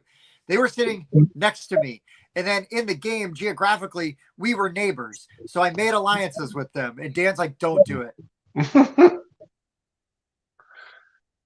Don't do it, he says. While he's buffering, I clearly need to play games with Tim because he sounds like a kindred soul. He grew up on the same games that I did and the same wonderful concept of take that in every game. I have audio back. There you go. So I heard Wes say that we need to play games together, and then I lost all of my audio. And I think you're right. Yeah, don't trust my internet either. I think it's because my daughter just got home and probably logged on to something. And so it just but anyways, I just love playing Game of Thrones, the timing of it, the strategy. And Dan, listen here. I only kind of betrayed them. What I really did was negotiated with their enemies to attack them so I didn't have to. And that's like the real beauty of Game of Thrones is sometimes you don't have to be the bad guy, obvious bad guy. You could just be sort of the bad guy, behind the bad guy. And I just love that game so much. I love playing it. If you don't even have to enjoy the books or the show to get into it, but if you are into that all that lore and everything, it's just more meat on the bone for somebody like me. But yeah, man, it's so mean, and I get done dirty in that game all the time, and I don't care because I'm gonna do everybody else dirty too, and I'm there for the party. So Game of Thrones, I love it. I love it. I only got to play that game once, and I was the minnow swimming in the sea. Yeah, I got gobbled up. I want to play it again, though. I would gladly play it again. So like, here's the thing though, is that because I didn't know Andrew and Justin very well at all, and I wanted to make sure they had a good time, I'm like, guys, like, be on my team. Like, I'm not going to betray you early. You know, like Dan's right. You know, there's going to be a time where I'm going to have to make a move to try to win the game, but like, you don't have to worry about these flanks for a while. And I made very clear, like whenever I was going to kind of encroach in their territory, I'm like, I'm going this way, just so you know. That's what I'm doing. So, spoiler alert, Dan was kind of wrong. I didn't really betray them that much. That's exactly how I play Twilight Imperium, the same way. Like, hey guys, I'm going to be right here. I'm on your side, and then I will negotiate I'll truth, but I will negotiate someone else to come and do the attacking. But I didn't do it. I didn't break my truths the whole time. I'm always the good guy. I love it. I love it. Oh boy, Nix. Yeah, there's too many skeletons in my closet for me to be a legitimate politician. But yeah, you're not wrong there. Yeah, apparently that closet is where he keeps his router too. So yeah, well, yeah. Did you see Gem Times? My Paul bringing the heat. Yeah, he's jumping in. He's jumping in. It's my turn. It's my turn on the whipping post. That's fine. I can take it. Using AOL. It's fine. Don't worry about it. I got net zero, and I got minutes on discs that I still have to upload. It's got Magic Jack internet. All right. Well, that helps make my choice of what I'm going to go with next for my number 2, because it also deals with negotiations and deciding whether or not people are good or bad. And that is one of my absolute favorite games, and that's Battlestar Galactica. That's the one I left off my list because I knew you were going to have it. And then I also have this Battlestar Galactica expansion. Oh, look at you rubbing it in. And then I have this Battlestar Galactica expansion. The only one is Daybreak. I'm very upset, and it's also very expensive, so I probably won't ever get it. But I think that expansion's like $500 because it's the one that nobody really wants. But then I can't buy a $500 game that's just an expansion. That seems really dumb. And you just waved like $700 worth of board games right in front of the camera, right there.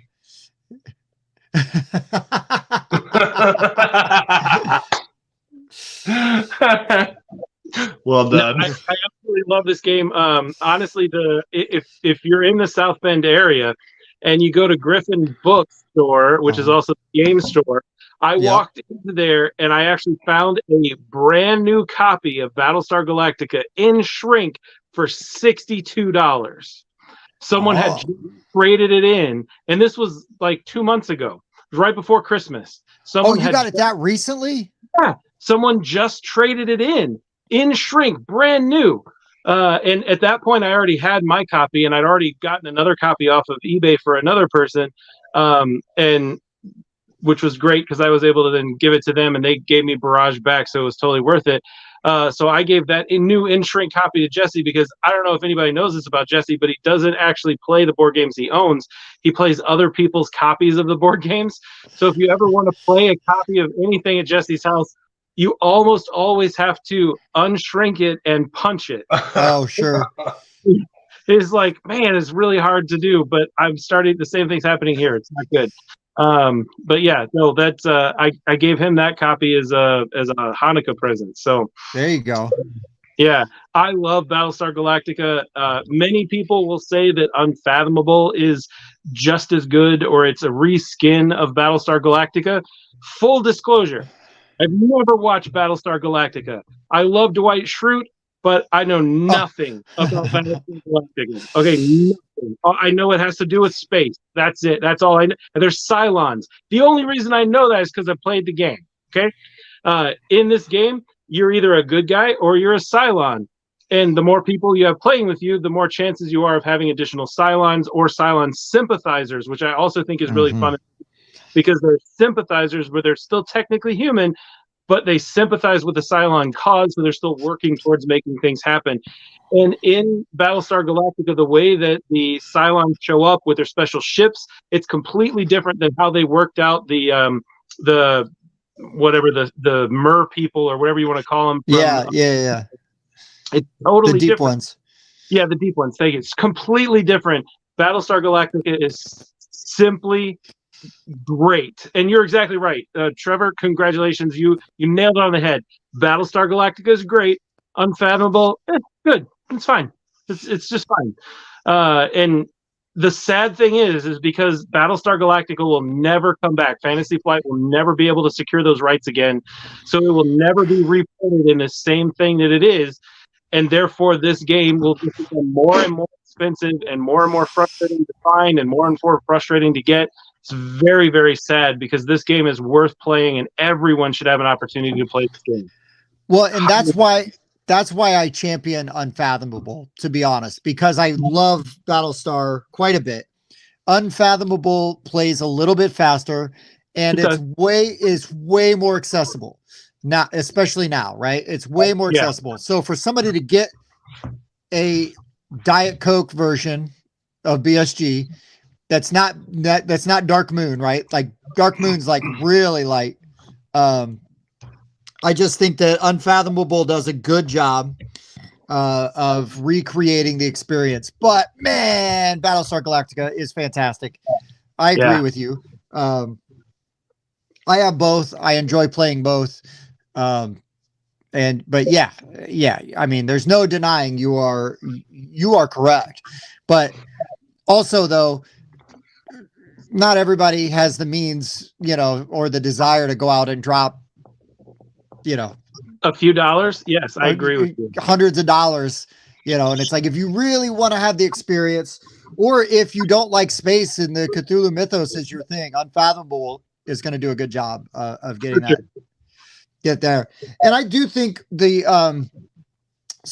way that you outrun the ships in BSG is awesome. But I do think they incorporated the boat theme very well in Unfathomable with as you move forward, everybody else kind of slides back, towards the back of the ship. And I thought that was a really neat sort of way to kind of alter that mechanic, but make it also make sense to the theme. But yeah. I don't disagree with anything you said though, at all. I don't. Yeah, I absolutely love it. And I told myself I wasn't going to get any of the expansions, and then I got the expansions, and I'm really glad that I did, because when you get the original Battlestar Galactica, it comes with these cardboard versions of the Cylon ships. And once you also buy the broken token insert, because you got to do that, right? These Cylon version of the ships, they're not even plastic, they're just cardboard, and they don't fit where they're supposed to in the broken token insert. So then you have to buy the expansion so that you can get the plastic version of the ship. See, naturally. That's what you need, that right naturally. And then you realize that there's other really fun things, like there's one or two really interesting things in each of the expansions that, well, you may not want all of it when you're playing, you want some of it. So then you go ahead and you just have to get those expansions. And we won't talk about SPI's game that I have coming in as well, called what is it? For North Africa, the Central Campaign for North Africa. That's a short one. Yeah, that's a very short game. That one's coming in here very shortly. I found a version of that's complete. And for those of you that don't know, the Campaign for North Africa, SPI's version, it was made, I think, in the 70s or early 80s. And the game literally takes, if you have a full group, and a full group is 40 people, I believe, because you have 10 people on each group, and that game will take you, if you played 24 hours, it will take you 15 months to play. And the great news about it is, in the rule book, it literally says if you have a trouble with the game, it really comes into its own on a second playthrough. Nice. That's amazing. This BGG says the play time is 60,000 minutes. 60,000 minutes. Yep. I need to look up how many days that is, or months. Apparently, Wes said it was 15. You should have been listening. I was listening. I wanted to confirm his estimate. Oh boy. We've never fact checked anything here at the Rundown. Why start now? That's what people do on against me all the time. That's why I actually have this rule where if I have a question about a game, I am 20% correct and 80% of the time I'm wrong. So I don't even question myself anymore. If I think there's something wrong with it, I'm like, it's probably fine, because I'll be right 80% of the time because I think it's wrong. So I just go with it and just keep playing it what I think is wrong. And 80% of the time I'm right. But that 20%, man, those people are vicious in the comments about that 20% wrong. Whew. Oh yeah. Oh yeah. We've gotten rules wrong. I mean, that's the wonderful thing about being a content creator is you get a rule wrong. And, woo, man, somebody will light you up. You're playing it wrong? Come on. Yeah. Yeah. How do you even create videos on games? It's like, okay. Yeah. All right. Did you even read the rule book? No, we just cracked it open. Yeah, the sad part is I read it once, played the game, then reread the rule book, and then go, I found some of the things that we've done wrong. So then we play it again, and then I reread the rule book again, and then we play the version that you see on camera, which is stupid because we still get stuff wrong. It's like, how does it happen? But it does. It just does.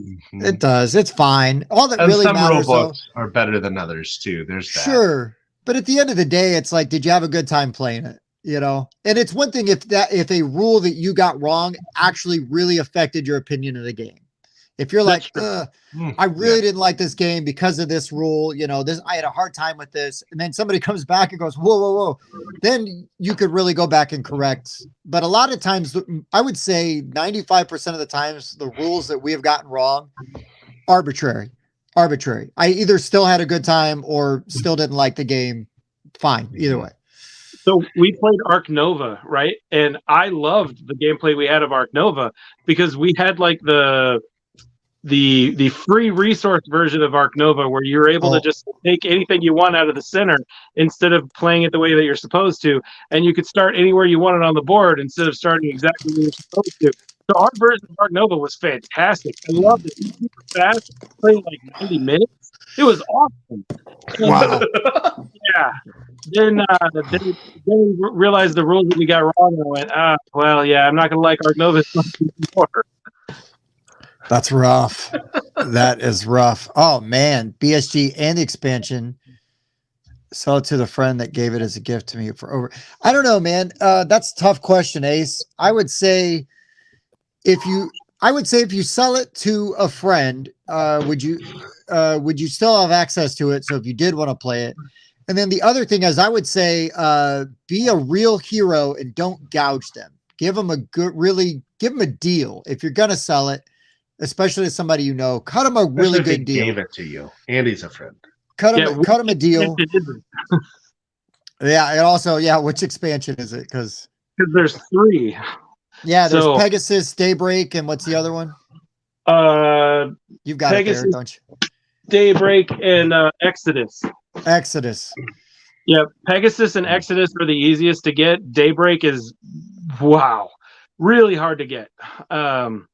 That's the one where you're almost paying double the cost of the game just to get one expansion. It's crazy. Yeah. So I unfortunately have not played Battlestar Galactica, and as everybody knows, I love social deduction. And unfortunately, it's because when I got into back into the hobby 10, 11 years ago, it was already out of print.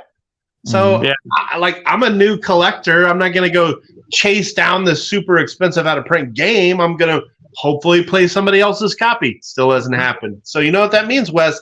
Pop that shrink. Shrink. Absolutely. So just for the record, Pegasus expansion right now on eBay is going for about between $300 and $400. That is why I never pursued that game. So, for the record, that's in shrink brand new. There are some of those out there.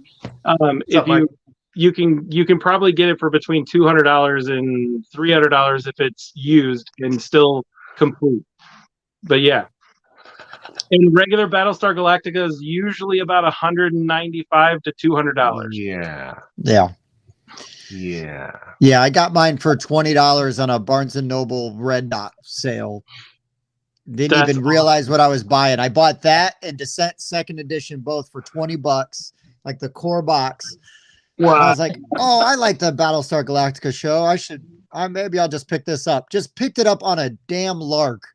That's And then awesome. like later on, it's like, wait, this is worth money. Whoops. I still have mine. I'll never get rid of it. I love it. It's a great game, but sometimes you just stumble into things, like, oh, well.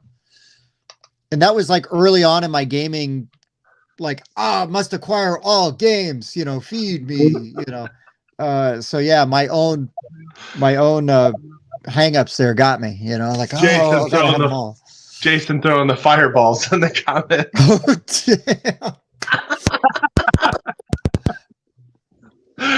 I love it. And just so you know, Jonathan, I would love to get my hands on a copy of Shadows over Camelot, but I don't want to overpay for it either. I do feel like that's a game that could eventually get reprinted.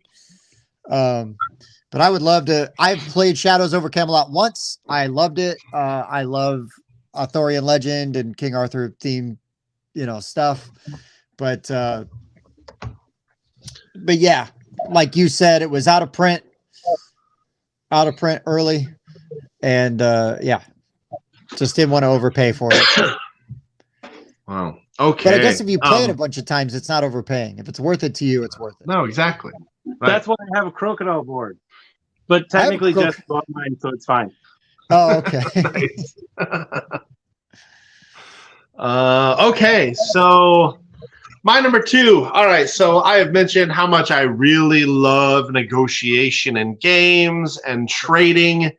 And this is kind of the most stripped down sort of basic trading game I've played. It just lets the trading speak for itself. I still absolutely love Chinatown. That's a so great good. game. The original version of Chinatown came out in 1999. I didn't even know that. That's nuts. See, my first group that I played with, I was like getting into these like multiplayer solitaire Feld-ish type Euro games. And meanwhile, I got this group of experienced gamers that are playing games with a lot more interaction and just kind of pulled me into like that type of game. And I know it's so basic. It really is just gamers monopoly. But it works so well. I'm glad Mike thinks I'm that young. I will take that all day, sir. I had graduated high school by then, so we'll go there. But man, I just love Chinatown, and I've played it with so many people. I've played it with like parents and cousins and uncles and aunts and cousins of cousins, and just everybody has a blast with this game. It's just constant interaction. You draw a tile, you draw a property number. You got to get your tiles, your businesses adjacent to multiple businesses so you can collect a set and then get more income. Yeah, there you go. I'll just go up closer so Bob thinks my head is too big. But the thing is, you're not just going to draw all the tiles you want. There's a whole trading phase. I just love that the game stops and you're like, okay, it's trading phase. All right, you got those 2 dim sum tiles over there. I've got 3 of them. I got these 2 restaurants over here that you need. It is just basic, stripped down negotiation through and through. And I absolutely love the game of Chinatown. I can't get enough of it. I love it. I have only played Chinatown on Tabletop Simulator. Really? There was, I became obsessed with it. Like, and there was a group of friends that, like, it was during COVID, and there was some friends that were playing it they played it all the time, and I just was like, yep, I'm in. I'd never played it. I thought it was so good, and I need to get a copy of this game. I don't have it. But it's like could very easily be in my collection. It went out of print for a little bit, naturally. The most recent version is Z-Man Games, but it is back in print. You can get a copy, and we just need to play it with our group. Our group would be great for this game. Love it. It's a wonderful game. Highly recommended. Big fan. Okay, so I guess that means we are on to our number 1.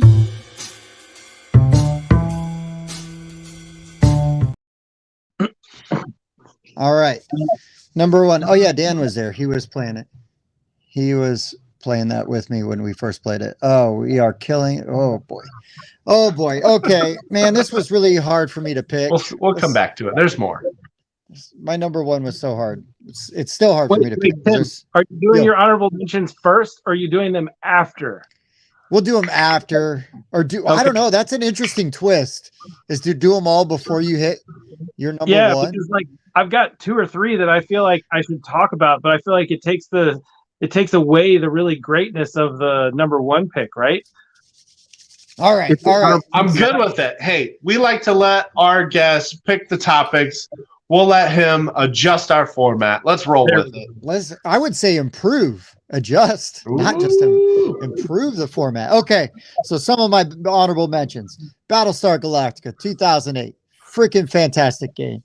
I love area control games. Kemet, 2012, the OG version of Kemet. I absolutely love Kemet. Good choice. Oh, I love Kemet. It could have been my number one. It was one of my all-time favorite territory control games for a hot minute. Star Wars X-Wing came out in 2012. I got into that late, but that game always appealed to me because I used to play Warhammer in the late 90s. And I was terrible at gluing the pieces together. I was better at gluing them to my hands. I was terrible at painting them and everything. But so Star Wars X-Wing like fixes that whole thing, right? Because they come pre-painted. They look good. I talked very briefly about Descent 2nd Edition. That is a game I played the crap out of. I love it. Especially, I loved it even more when they came out with the app, and I bought a bunch of the expansions for it. Still love it. I was going to have Ra on this list until Wes said that he owns all like the original versions, and I only own the very new version from 25th Century Games, which is top notch. So good. So Ra's not on my list. Lords of Vegas. 2010. Oh my that's God, 2010. Oh my gosh. I dropped the ball there. I love Lords of Vegas. Mike knows. Mike and I are gamblers. We love pushing our luck. We love the trash talking. You like Take That. I mean, that is so Take That. Like, well, this is my casino now. So Lords of Vegas, Galaxy Trucker, 2007. Galaxy Trucker is just goofy, stupid, hectic, real-time fun. You build that stupid ship as fast as you can, and you just hope that you've got more than a cockpit when you get all the way to the end. So Galaxy Trucker. Letters from Whitechapel, one of my favorite 1v many hidden movement games from 2011. Really, really good. Love the theme. Just super good game. But my number one is going to be one of my most played games. It is Eagle Griffin games now. It came out in 97. I'm sure it wasn't Eagle Griffin back in 97. This is a small box game. This would be on the list. But this is a very small box game, but man, I play the crap out of this game. I will play this game anytime, anywhere, and that is For Sale. For Sale. Oh, nice. You threw me for a loop. Gotcha. I haven't played that one. Oh, so Wes, it's so Auction simple. game. Basically, you have you start off with money and you go through this deck of properties, and the properties are valued between 1, which is like a sewer, all the way up to 30, which is like a space station. And so it's like these houses, right? So you're buying all these properties. You go through and you're buying property, you lay out, and everybody's going to bid. So there's 1 property per player that comes out. So you're going to get a property every turn. You go through that whole deck, and then as soon as you're done, you go through this deck of like basically money cards, and you're selling your properties for the most money you can get. And so you're playing your cards, and the high property number, the high number on the card is going to give you the highest or it gives you first pick on the dollar amounts that are available. So it is buy low, sell high. There's strategy, there's timing of when you drop those cards, when you're going to get them big bills. Gosh, I love For Sale so much. I played this game a ton. You could play it in 10, 15 minutes. You could teach it to anybody. And if they don't like it, it's done quick. But it went all the way to my number one because I just by the sheer number of plays.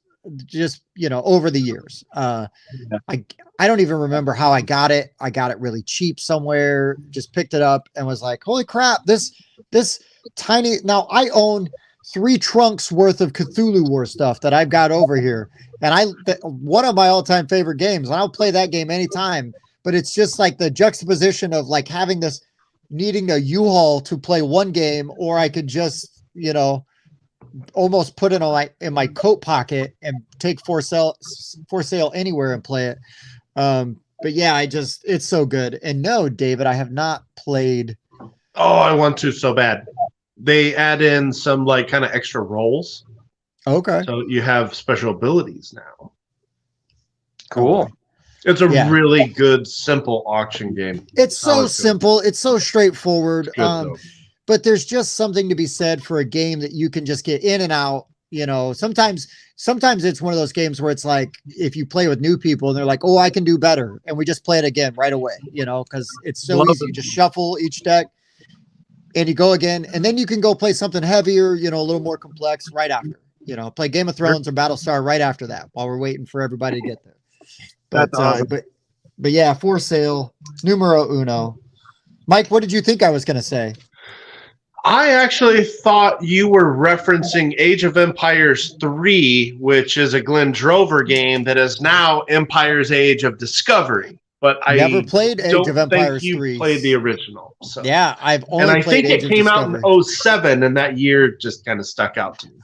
I couldn't find, I say couldn't find, too lazy to look up is really the answer. When Defenders of the Realm came out, but I'm pretty sure that would qualify. And Defenders of the Realm was my pandemic killer.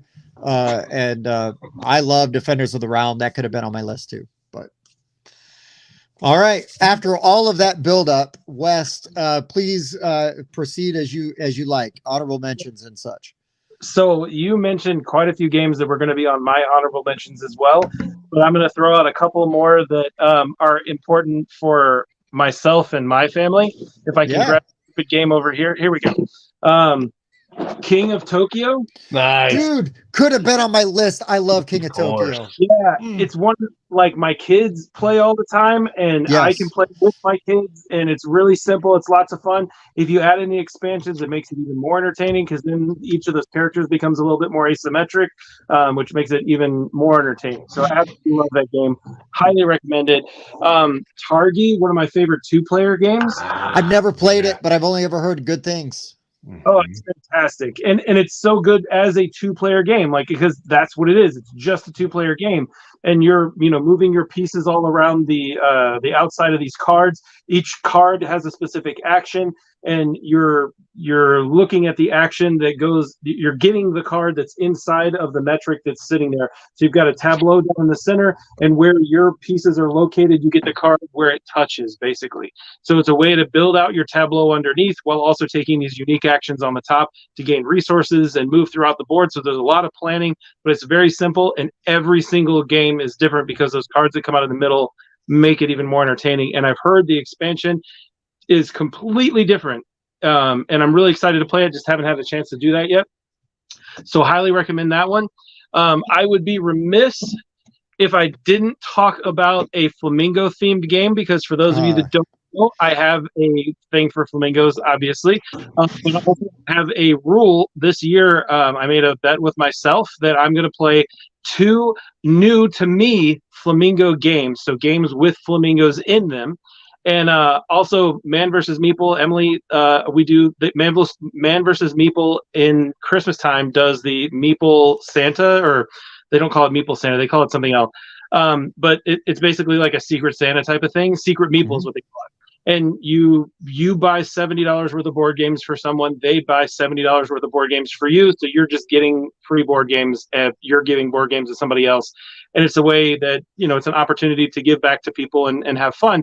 So the only thing that I put many things on my list, but the number 1 on my list was a game with flamingo themes. It is impossible to find a game with flamingo themes. So I was just going to say, you need 24 flamingo themed games that you have not even played yet. Yeah, so games for this year in them. It doesn't have to be flamingo themed, but games with flamingos in them. So let me tell you right now, here's a great example. For those of you that have played Animal Upon Animal, simple little children's game. Own it. Yep. Okay. So the only way to get the flamingo inside of it is to buy the one that is German, tier au tier. Okay. Let me tell you, the German version of that game is out of print. So where do you have to buy it from? Oh, you have to buy it from Australia because that's the only place that has it. And you know how expensive it is to get stuff shipped from Australia? Yeah. Crikey. It cost me like $40. It was ridiculous. I got another game that's called Bird on a Wire, but whatever that translates to in Spanish. It was a game that was supposed to go out on Kickstarter. They ended up not ever Kickstartering it. It was just produced in Mexico. They made a couple hundred copies. It was impossible to get now. And a local fan found it for me, and I absolutely love it. It was amazing. So does it have flamingos in it? No, not mine. And I've got I've got the 10-year anniversary edition that my kid sat on, so it's dented. Yeah. Mine's not even in a metal tin, Tim. Mine's in a cardboard box. Yeah. Ridiculous. Absolutely ridiculous. And so I have multiple versions of that. But Emily from Man vs. Meeple got me this, which is Ringo Flamingo. Okay. This game is ridiculously fun. Okay, it's still not my number one game, but it is stupid fun. It basically, on top of this box there sit flamingos all around it, and you have this little boat with these little rings, and you're just flicking the rings onto the flamingos. Add a house rule of if the flamingos go off, or if the rings go off the box, you can snatch them and then flick them. You can still flick other people's colors, because there's also crocodiles, and if you ring a crocodile, it's negative points. It is stupid fun, absolutely ridiculous, and it was made in 2009. So, yeah, right? Really, really hard to find, okay? But very, very fun. The other game that should be on my list that isn't is this game. Okay? If you've never played Bus before, it's a slaughter game. It's absolutely wonderful. It's probably one of the first worker placement games. It technically isn't worker placement, but it's kind of worker placement because you are placing workers in the tableau area, which is where you take action from. But it is elegantly simple while also being very hard to master. It's probably the most elegant game I've ever played. It's one of Jesse's absolutely favorite games. I was like, why? Kingdom Death is so much better. Bus is amazing. If you get a chance to play Bus, you should. The problem is the original version of Bus does count, but it is the ugliest game I have ever seen. If you know anything about slaughter games, they hate art, and they make ugly, ugly games. That version that I showed you is the 20th anniversary version that came from Capstone, and it's absolutely beautiful, but again, it's out of print. So to gain a copy of it, $12. It was gifted to me, so I didn't have to buy it. But yeah, very expensive game to get. I think right now there are like only 2 or 3 ever on eBay at a time, and they're well over $500 or $600. It's absolutely insane. Wow. There's one right now that's one of the original a prototype, I think. It's like $1,500, which is also stupid. It's a great game, but it's not $1,600. Anyway, my number one game is a caveat to my rules. Remember, I said I have to own the game, right? Okay. Well, if you don't know, this is Glory to Rome. Okay. I have in my possession an expansion of Glory to Rome. It's a version of Glory to Rome that was printed as an expansion. It's very, very hard to get, but I don't actually own Glory to Rome because one of our subscribers owns Glory to Rome, allowed me to play it, and I have been playing it. Man, I think I've had it for about 6 months now, and I cannot not have this game in my collection. So I got him this expansion to give to him as a thank you for allowing me to borrow his version of Glory to Rome for the last like 6 months. And I have to ship it back to him, and it's going to make me extremely, extremely sad. But it lives at Jesse's house right now. And for those of you that don't know about Glory to Rome, it is a card game. It's a very simple card game where there are rules. And every time you play a card game, yes, there you go. Every time you put a card down, it makes the game break. And every card, everything that you do breaks the game completely. So the end result is everybody's breaking the game all around you. So the rules don't matter anymore by the end of when you're playing because everyone is breaking all of the rules, and it is ridiculously fun. And the version that you have is the prettier version in my opinion. But I really want the Black Box Kickstarter edition because it's so pretty and it's also the hard one to get. So I probably won't, but I love it. It's absolutely beautiful. And it is definitely my number one game that I think everybody should play. And the real fun story about it, which I was going to tell you, is the two guys that invented it, Chedek and what was the other guy's name? Can't remember. But anyway, the two of them worked together. Carl Chedek decided that he didn't want to be part of Glory to Rome anymore when the Kickstarter started, but he wanted to still gain money in it. So he ends up continuing to take his 50%. The other guy runs through the Kickstarter, basically loses his house, almost loses his job, and gets divorced in the middle of it, and ends up still delivering the Kickstarter, so refuses to talk about it, has gone completely off the radar. There's an amazing video on YouTube about it, and there's also a wonderful, actually, it's not a video on YouTube, it's just a guy that did a story about it, and so it's all written like the old days where we used to read newspapers, but it's a blog thing. Yeah, it's crazy.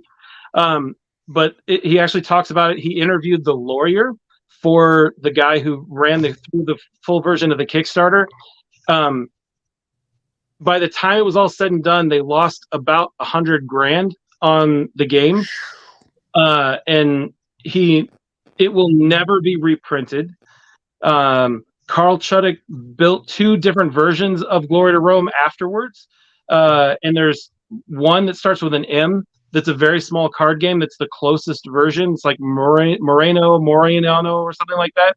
And then there's another version where it's kind of like you're building this Hawaiian city, and it's close, but it's not the same thing as Glory to Rome. Highly, highly recommend trying Glory to Rome if you can find a copy of it. It's so much fun. So much fun. Yeah, there's your two re-implemented by Matnai and Uchronia. And that co-designer you mentioned is Ed Carter.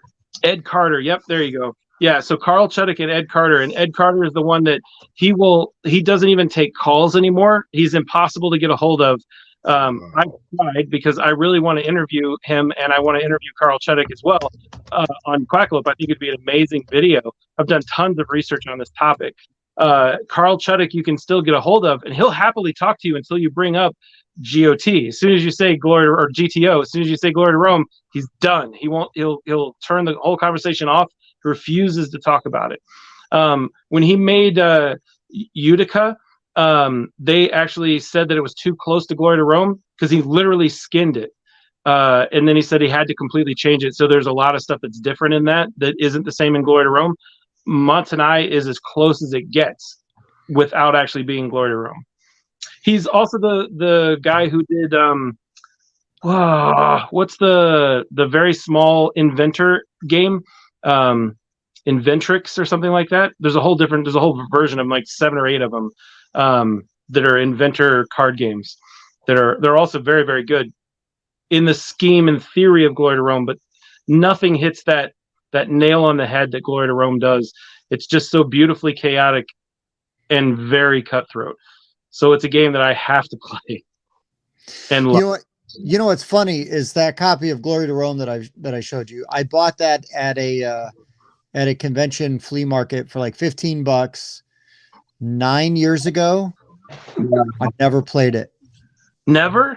I've never played Glory to Rome. I was always told somebody has to teach you Glory to Rome. Like somebody told me, and I'm like, okay. So I've left it. I will never get rid of it because it's so hard to get. You know, I do not. I mean, if it fell into my lap, I would take the black box version, but I don't feel the need to like seek it out because I got my ugly clamshell right there. Like I can jam with that anytime. But yeah, so I must be taught Glory to Rome so that we can play it. I honestly don't think you need to be taught, but I can definitely do that for you. It's so much fun to play. That'll just be my excuse. Like, Wes, you have to teach me Glory to Rome, dude. Yeah. There was a version of Glory to Rome on eBay about 8 months ago, and it was actually signed by Carl Chuddick. Oh, And I cannot believe that I was able to not buy that. I can, because it was like $600, but I was so close to pulling that trigger, but I just knew that I at the time I definitely couldn't afford it. And as much as I want to say I want it, and I desperately wanted it, but I was good enough to say no. And every now and again, one will come through that has all the extra pieces to it, because when they went through Kickstarter, it actually had a pin, and it had little plastic feet that go on the different cards and stuff. So there's some extra things that are up there that make the game be even more expensive. But there's still unopened copies of it where people have it new in shrink. All the packs are still in shrink, but I think the cheapest one on eBay right now is like $400. It's crazy for a game of cards. It's nuts. Mike, when you go to my sister's house this weekend, you can ask to see hers. She's got the black box version, but they've got everything. I've only played the clamshell. Shame on me. Such a good game. Highly recommended. I'm gonna look up. I actually did find a little write-up about that whole kind of deal. I didn't find maybe the video you were mentioning, but I did find something interesting to read. I'll check out later. Yeah, I think it was actually a vlog, because in my head I'm making a video. Like, I want to do a video on it, definitely, because it's such an interesting story. But there's a great vlog that someone wrote about it, that I think it's called "How a Kickstarter Almost Cost a Guy His Home and His Job." Oh wow! Yeah, it's a fantastic vlog. Highly recommend reading it. I will find that. I love weird stuff like that. Yeah. All right. Awesome choices. Okay, so what I did not pick as my number one. I have 3 Stefan Feld games in my top 20. So I could have picked Bora Bora or Trajan. Fantastic dice game, and the coolest game I've seen with a Mancala, which I want to see more games do that and use that mechanic. Tim and I both kept Concordia off of our list. And as some may know, that's our all-time favorite game. It's barely 10 years old, so it barely counts. It came out in 2013. All right. Well, my number one is going to be my newest one. But what else didn't make my list? I didn't put Lords of Waterdeep on there, even though that is what I credit as my actual gateway game. That was the game where I'm like, oh, games can do that, huh? And I played it twice in the same night. I played it again a couple weeks ago. I still love Lords of Waterdeep. I think it has aged very well, actually. I actually did write down Dark Moon. I've had a lot of fun playing Dark Moon. Is that over 10 years old? It's 2011. Now, you know what, though? That might be – I wonder if that's when the print and play came out. That might be, because I think the actual Dark Moon game is newer than that. Oh, see, Jason, I love Belfort so much. Sorry, while you're looking. Yeah, it says 2011 on BGG, but I have a feeling that's when the print and play as BSG Express was going out, because I feel like that game didn't come out to like maybe 14 or 15. I could be wrong. That seems too old for that one, quite honestly. Terra Mystica is 2012. Man, that was one of the first kind of medium plus games I bought, learned, and loved. I still enjoy Terra Mystica. I think it's a fantastic game. Dungeon Pets. Holy crap. That is another excellent worker placement game. I like how you're secretly bidding as many workers as you want. Whoever bids the most in a group gets to go first. So you're bidding on turn order, which is fascinating. And it's a very thematic game. At the end of playing Dungeon Pets, you don't talk about points. You talk about how you bought that one pet and I wanted it and I couldn't afford any of the others. So I bought all the food, so your pet starved, and then you couldn't sell it for crap. That's a game of Dungeon Pets. That game is fantastic. Russian Railroads is 2012. I played the heck out of that game. I played that game 17 times, and I'm like, oh, this is out of print now, and I can get a lot out of this. So I traded it for Dwellings of Eldervale Legendary Edition. I put like $70 into Russian Railroads, and that Dwellings of Elder Vale's like a $250 game. So it was a fantastic trade. And of course, Russian Railroads is now available as Ultimate Railroads. You're welcome for that, Mike. You're welcome. Yes, I actually consulted Tim on that trade before pulling the trigger. I love how that game gives you combos. Like you do that, and then that lets you do this, and then you can do that, and then here's a special action. And yeah, really, really good worker placement game. Great game. Yep. Couple more before I get to my number one. The other Knizia game I thought about is Lost Cities, the card game. I've played that game over 50 times. I'll gladly play it another 50 times. I just think the decisions you have to make in that game are arduous with such a simple rule set. I just love that. The filler I will put in here, that's my auction game that I love, is Biblios by Dr. Finn. I like how this is a set collecting game, but you're also collecting gold, and you see what other players are kind of putting in their hand, and then you get to buy cards, and then whoever has the most of each set wins. It's a very good, very simple filler auction game. Last honorable mention I will mention, this is another Mac Gertz game, the designer of Concordia. You want to talk about a game where you can buy stuff, tank it, and then just hand it off to other people like you were talking about, Wes? Imperial 2030. Imperial 2030 is an excellent older Mac Gertz game, and you don't own countries. You just buy stock in countries. But you can buy the most stock in a country, take control of them, and then somebody else, like you can tank them, and then somebody else buys more of the stock. Now they own them, and that's their problem. That game is just so interesting because it has that whole I don't own this, but I can still tank it and hand it off type thing going on. With that being said, my number one game is a 2012 entry. This was my favorite worker placement game for several years, and that's Uwe Rosenberg's Caverna. I love the game of Caverna. I still do. Right over here, got a foam insert for it. I just love how open-ended it is. This is one of those first worker placement games that I played that it just says, all right, there's really no blocking here. Oh, he's going to work inside his cave? All right, go work on your farm. Oh, people are going to start working on their farm? Okay, go work inside your cave. Meanwhile, you're buying these buildings that become a point engine, and that point engine can be very different from game to game. Man, I love Caverna. I am not an Agricola fan. Too tight, too punishing for me. I love how open-ended Caverna is. It just spits a bunch of stuff at you and says, all right, just have at it. And those are my kind of favorite games. I do not like Misery Farm, and Caverna is like a similar mechanic, similar style, obviously, right? But like so much better. It's so much better. Caverna's great. Oh man, yeah. Until it was my favorite, it's still my second favorite worker placement game. Until I played Anachrony, actually, which I absolutely adore. But I still love Anachrony. Or Caverna. Great game. What is it, Tim? Technically. You should have to play Bus. Because if you really love Anachrony and you really love Caverna, you would love. So, West, I played Bus with you.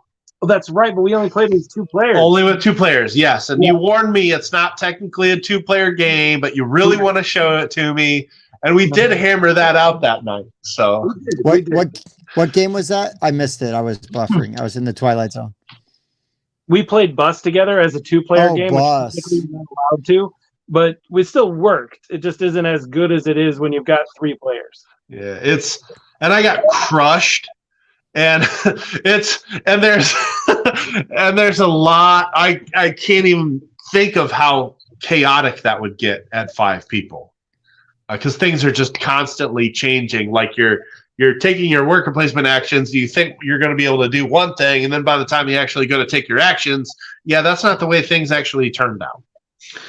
Yeah, the other game that should have been on my list, but I don't own, is Age of Steam, because that is in between 18xx and like Iberian gauge and Irish gauge and stuff like that.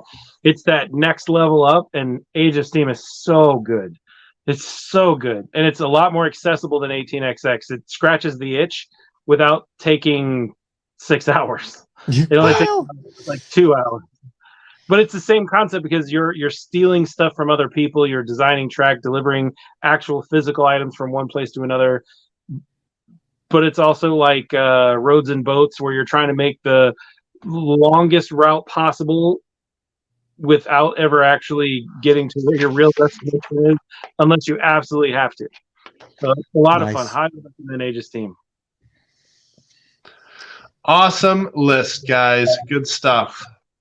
David was asking 2022 Caverna big box, so the expansion's good. I actually haven't played any Caverna expansions. I haven't. There's either. a new one that just came out, and there's a lot of options available in Caverna when you play it. So adding more options kind of seems wild to me.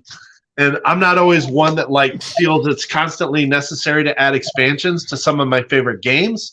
But then if somebody that I respect, whose opinion I respect, says, you got to try this expansion, then I'm like, okay, fine. I'll go get that expansion. I'll try it. Yeah. That's a great topic, is games that you won't play if you don't include the expansion. Because yes, it is. I think I'm writing that down. It's going on the master list. Because there's games that I prefer to play without expansions, and actually Concordia is that game. I would rather not play with Salsa or Forums. I think the game is perfect as it is, and I don't need anything extra. So, like Lost Ruins of Arnak, I won't play it without the expansion. Because adding the asymmetric players and the different board powers and stuff, like, it's way, way better.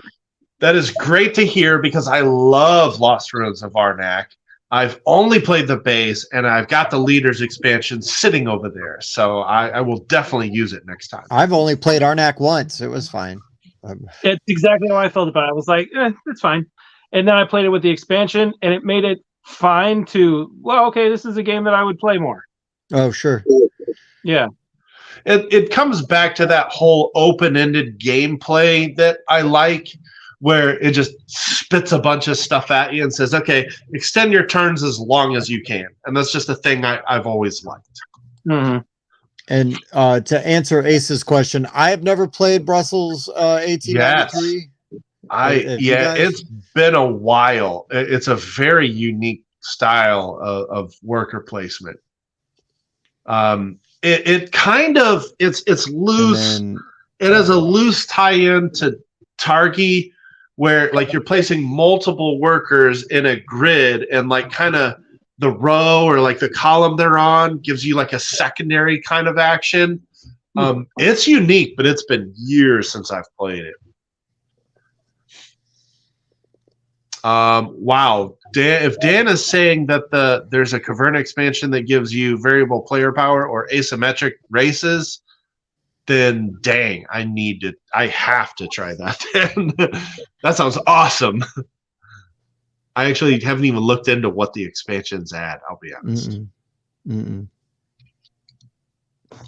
All right, good stuff. So, all right, I have actually never done this before. So if you guys want to try this, I actually wrote down some trivia questions. Oh, yeah.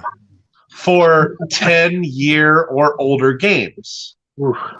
All right. So these are going to be, most of them are going to be multiple choice.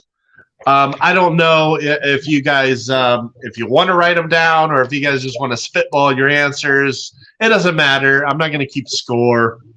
So we're gonna start with this. Okay. How many games in the top 20 are 10 years or older? That being said, if a game, for example, this is because everybody knows it's number one, Brass Birmingham is based on a game that came out in 2007, I counted that. So that's any game, because the other game is on the list.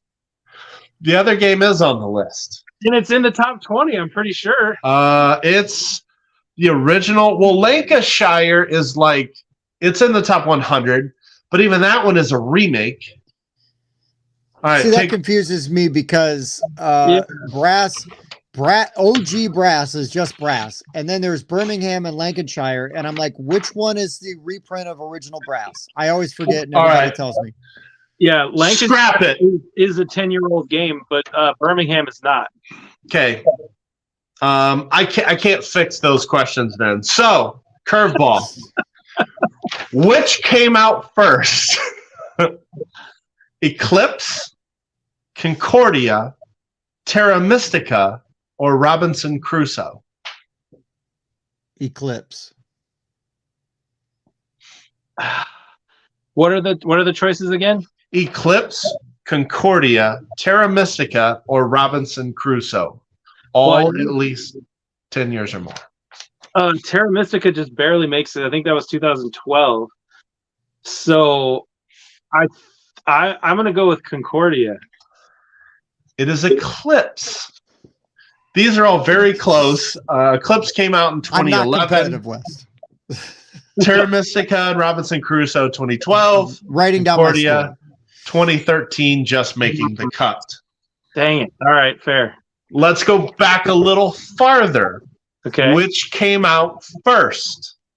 Le Havre, Dominant Species, Through the Ages, first edition, or Agricola? Through the Ages. Le Havre. It is Through the Ages. Oh, damn. 1-1. Through the Ages came out in 06, Agricola 07, Le Havre 08, and Dominant Species 2010. Okay. Where did it go? I lost one. I had a question Oh, here. boy. I lost like 2 questions because of, Okay. Because What? you cheated? Yes. So I had to scrap 2 questions. All right. What is the oldest game in the top 100? Not including Crokinole, which came out, according to BGG, in 1876. Yep. Is it Twilight Imperium First Edition, Puerto Rico, Power Grid, or El Grande? The oldest game in the top 100. Twilight Imperium First Edition, Puerto Rico, El Grande, or Power Grid? I'm going to say Power Grid. You are both incorrect. It is El Grande, Oh, yeah. which came out in 1995. The chat We're just- has that. The Power chat Grid had came out in 04, Puerto Rico 2002, and actually Twilight Imperium First Edition is 1997. it. Wow. It's crazy. Crazy. I So that was played a El rubber Grande for match. the first time like a year ago and thought it was great. I had a really good time with it. Okay. I got 3 more, then we'll call it. Okay. How long was Puerto Rico in the top 10?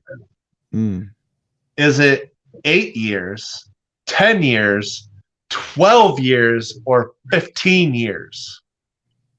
Well, it's so old, and I feel like the BGG rankings really, for the longest time, they really focused on games that had just been there for a long time. They were stagnant for a while. They didn't move a whole lot. I'm going to say 12 years because I don't think 15 makes it, but I think 12 is pretty safe. Yeah, I kind of agree with Wes there. 12 was my guess. But I guess if it's no fun if we tie, so I'll say 15. Which, by the way, I found a geek list that gave like historical rankings of some of these games. Puerto Rico is in the top 10 for 15 years. Oh. I got that completely because I just didn't want to tie it with you, Wes. So knowledge means nothing. All right, 2 more quickies. This is a similar question. How long was Agricola in the top 10? Was it Too long. 4 4 years, 6 years, 8 years, or 10 years? Probably 10. I'm sticking with 8. Probably 10. I could Too be long. like 20. No doubt. For forever, because you're stuck in hell the whole time you're playing. West is correct. 8 years. Agricola was in the top 10. It's now ranked 41. Oof. Okay, last question. Android Netrunner came out in 2011, now out of print. It is now ranked number 68. What is the highest ranking it achieved on BGG? Please Are we don't tell me doing- it's number 1. Are we doing prices right? Like closest without going over? We're just asking a question. Who comes the closest? No multiple choice here. All right. 1 through 100. Those are your choices. I'm going to say 9th. Okay. I'm going to say 31 for some reason. 31 just pops up. West is much closer. Android Netrunner at one point in time was ranked number 4. Wow. Uh-huh. Why? I mean, it's fine, but why? Because Was there only wasn't- 7? Was there only 7 games that they had like listed? That's what's so funny about the older rankings. Like you said, they were just stagnant. Like it was Puerto Rico at number 1 for what seemed like almost 10 years. And then it was Twilight Struggle at number 1 for what seemed like 6 more years. And then Yeah, it was Twilight Struggle, Agricola at number 1 for another 5 years. They didn't move a whole lot like that. Not as many games coming out, of course. No, and then Gloomhaven and Pandemic Legacy kind of started to break the mold, right? And then you started to see the rotation of games. Which is great, and I love that. The problem that I have with the ranking system is if like Jesse wanted to do all of the BGG 100, right, and play all those games.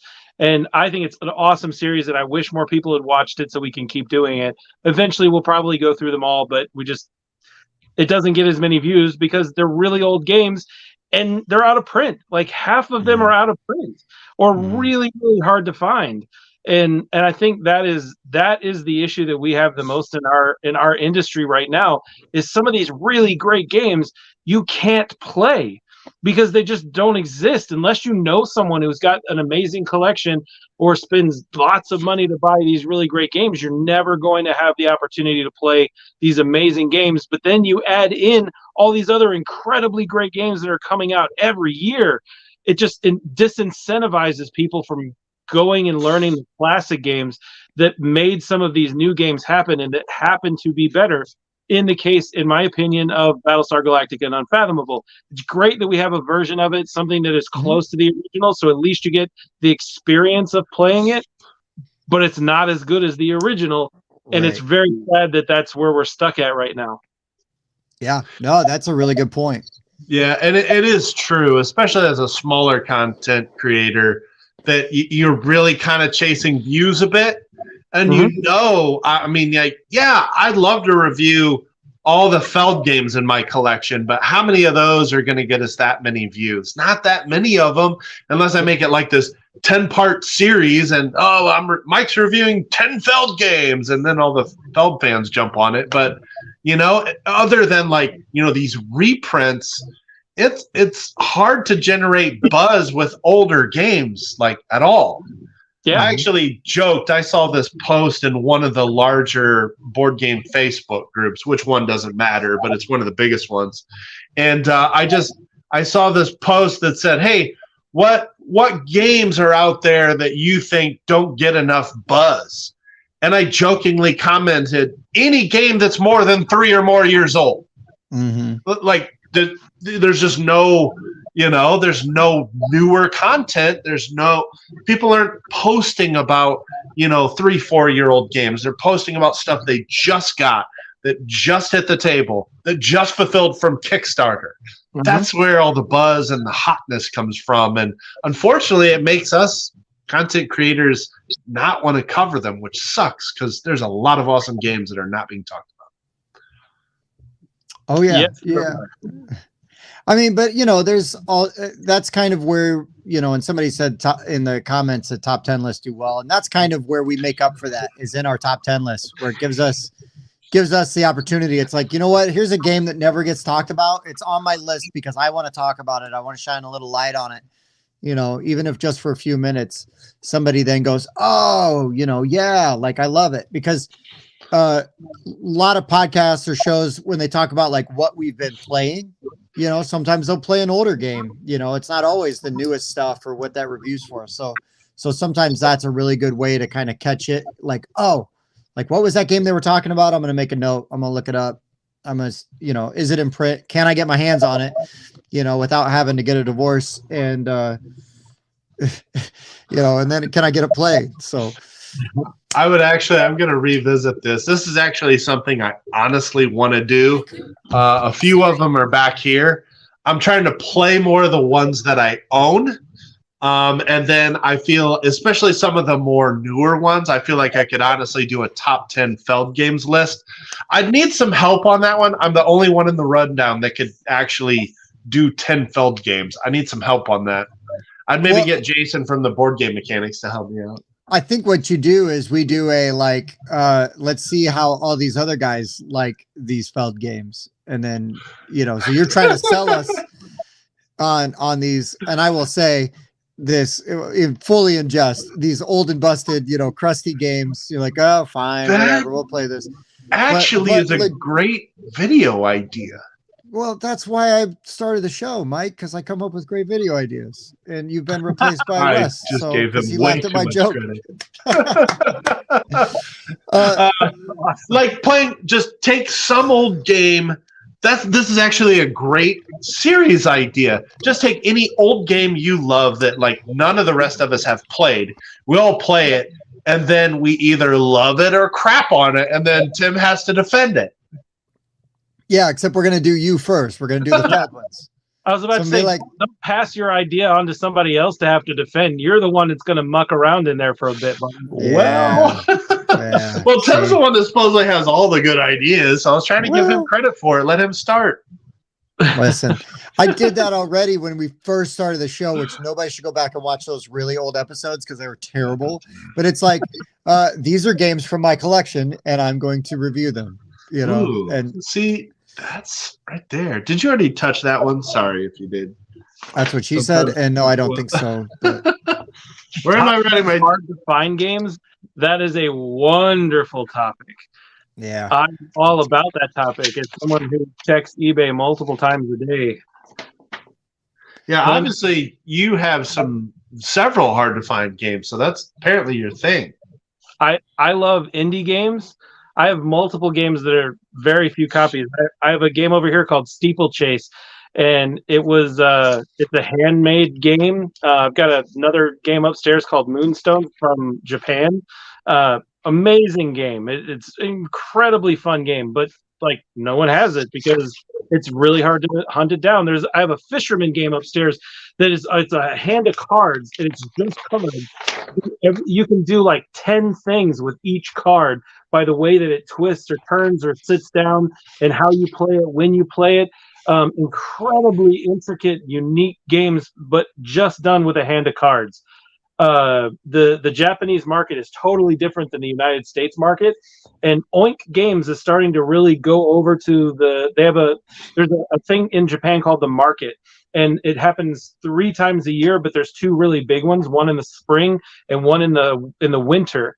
And it is all these people in these Japanese game creators. They make like 100 copies of their game.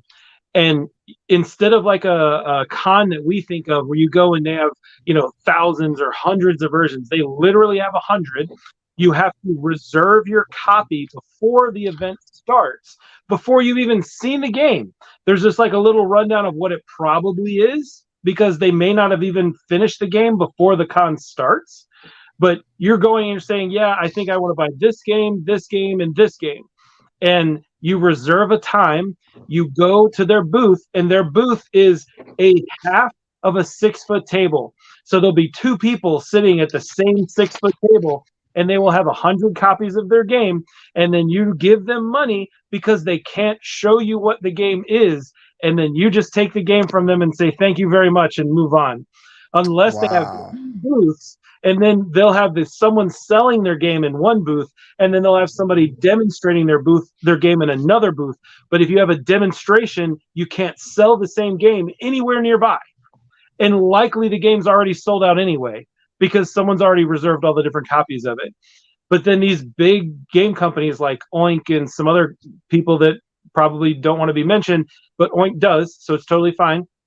They will go and they will purchase these really great games from these Japanese game designers, and then they will develop them for the American and English speaking and European markets with the same concepts and uniqueness, but done in a way that makes sense for people here. They still got to make money, right? Yeah, and it's really, really interesting, and some of these games are super terrible, but there are a lot of them that are really, really good. And there's just starting now. There's actually there was a booth at PAX that all it was this one lady who bought 10 copies of a whole bunch of different games from the Japanese market, and then said, "I'm selling them, and here it is." And they're very interesting. That's how I purchased one of the copies of the Fisherman game that I have, because the guy at Oink was like, "Dude, this is amazing. You should go try it out." And I did, and it was incredible. And I think it was like $10. It's ridiculous. And I think she paid like less than $1 for it, and she's selling it for 10. So it's a huge win for her, but it also gets exposure to a lot of those great Japanese designers who, as soon as they finish a game, they never make an expansion. They just go and create a new game now, and it'll be something completely different. But it's really, really interesting, totally different market. One day I really love to go there and see it, but very, very expensive to go to Japan. Speaking of different world. Speaking of Oink games, the one that really caught fire here recently is Scout, and I love that game. Man, that's a good one. Yeah, Oink is doing some really interesting things. They've found a niche that works really well in creating those small box, really interesting, unique games, kind of like Tiny Epic does. I mean, a lot of those Tiny Epic games are great. They're not as tiny anymore when you end up getting all the extra stuff to go with them, like the neoprene mat and all that crazy. But yeah, it's still a lot of fun. Yeah, that sounds amazing. Like, just for the experience, even, right? Like, who cares if the game's a bust? Like, no, you went and you did this thing, and I love that. Yeah. I definitely want to go. I also need someone that speaks Japanese, because not many speak English, so very different world. But very cool. I'm looking forward to it. Ace, I want to know what game you self-published, and how did you self-publish? He had said that he did his own game a few years ago. So a couple things. One, Portland Gamecraft. I've written down all 3 of your topic suggestions because I think they're great. So the most recent one here is the top 10 games in the wrong box size, which is what's funny, because the first thing I remembered about Scout is that it's in a very weird shaped box, and even the cards are just not a normal shape of card. Yeah, that's an interesting one. And Paul, that's a great topic too. And by the way, Paul, this is West. You need to chat with him because he has a much bigger platform to boast your game. West, that's Paul from the guy that played Gempire online with me, and it's fantastic. Cool. So just saying. He just won an award. Won the Ion Award with this game. In the wrong size box. The huge, gigantic box, like nothing in it. They're all like that. What is? Any of the expansions to like Too Many Bones, and any of the Theory game expansions, except the Child is the only one that's in the proper size box. But this was just dice in this entire box. It could have been in something significantly smaller. And I have a whole bunch of them because there's a ton of expansions that go with it. That's funny. Man, I got one that just comes to mind right away. Everybody talks about it, so it's no surprise. Splendor is just in way too big of a box. It's ridiculous. That's actually one of the things I like about Splendor Duel. I mean, I think they improved upon the game in every way, Plus, it's in a box that fits the game. So there's that. A lot of it is marketing strategy, though. Use the right yeah. size location to fit on the right shelf that you're Yes. trying to get space on. So it's hard to make it make sense. Yep, marketing is definitely a factor. You got it. That's exactly it. Getting the right spot on the shelf. That's what you need. Yep. Yeah. All right, Ace, I'm gonna have to look up your game. Sorry, and I didn't mean to interrupt you, West. Yeah, right. I love indie games. It's one of the things that I do most at Quackalope is I find every con I go to, I spend tons of time in the unpub room, trying play testing new games, really following new and upcoming publishers. One of the things that we do at Quackalope a lot when we have time and the ability on our schedule is to try and showcase new designers. And we generally don't charge for that because we don't. Most people know that you don't make money on your first game. Usually you lose money on it, especially when you're kickstarting. If you can come out equal in the end, you're doing good. Most people end up spending significantly more. For example, last night I was talking with the publisher who has been working on his game for 3 years. He spent $17,000 on the artwork so far, and he lost. He lost $17,000 on the artwork so far. And he spent significantly more than that because he had two artists because his first artist flaked out. And the second artist couldn't match the artwork that he was trying to do. So he ends up doing the third one. And, it's one of the traps that a lot of publishers fall into is new publishers is they do all the artwork first before they get the game finished. So I was talking with him last night. We talked for almost 3 hours about what was wrong with his game and how he could fix it to make it more marketable and to make it a better game and people want to play. At the time we were talking, it was like a 5-hour game. It's just too long, especially for a first game that you put out. Very few games that are 5 hours long are worth playing.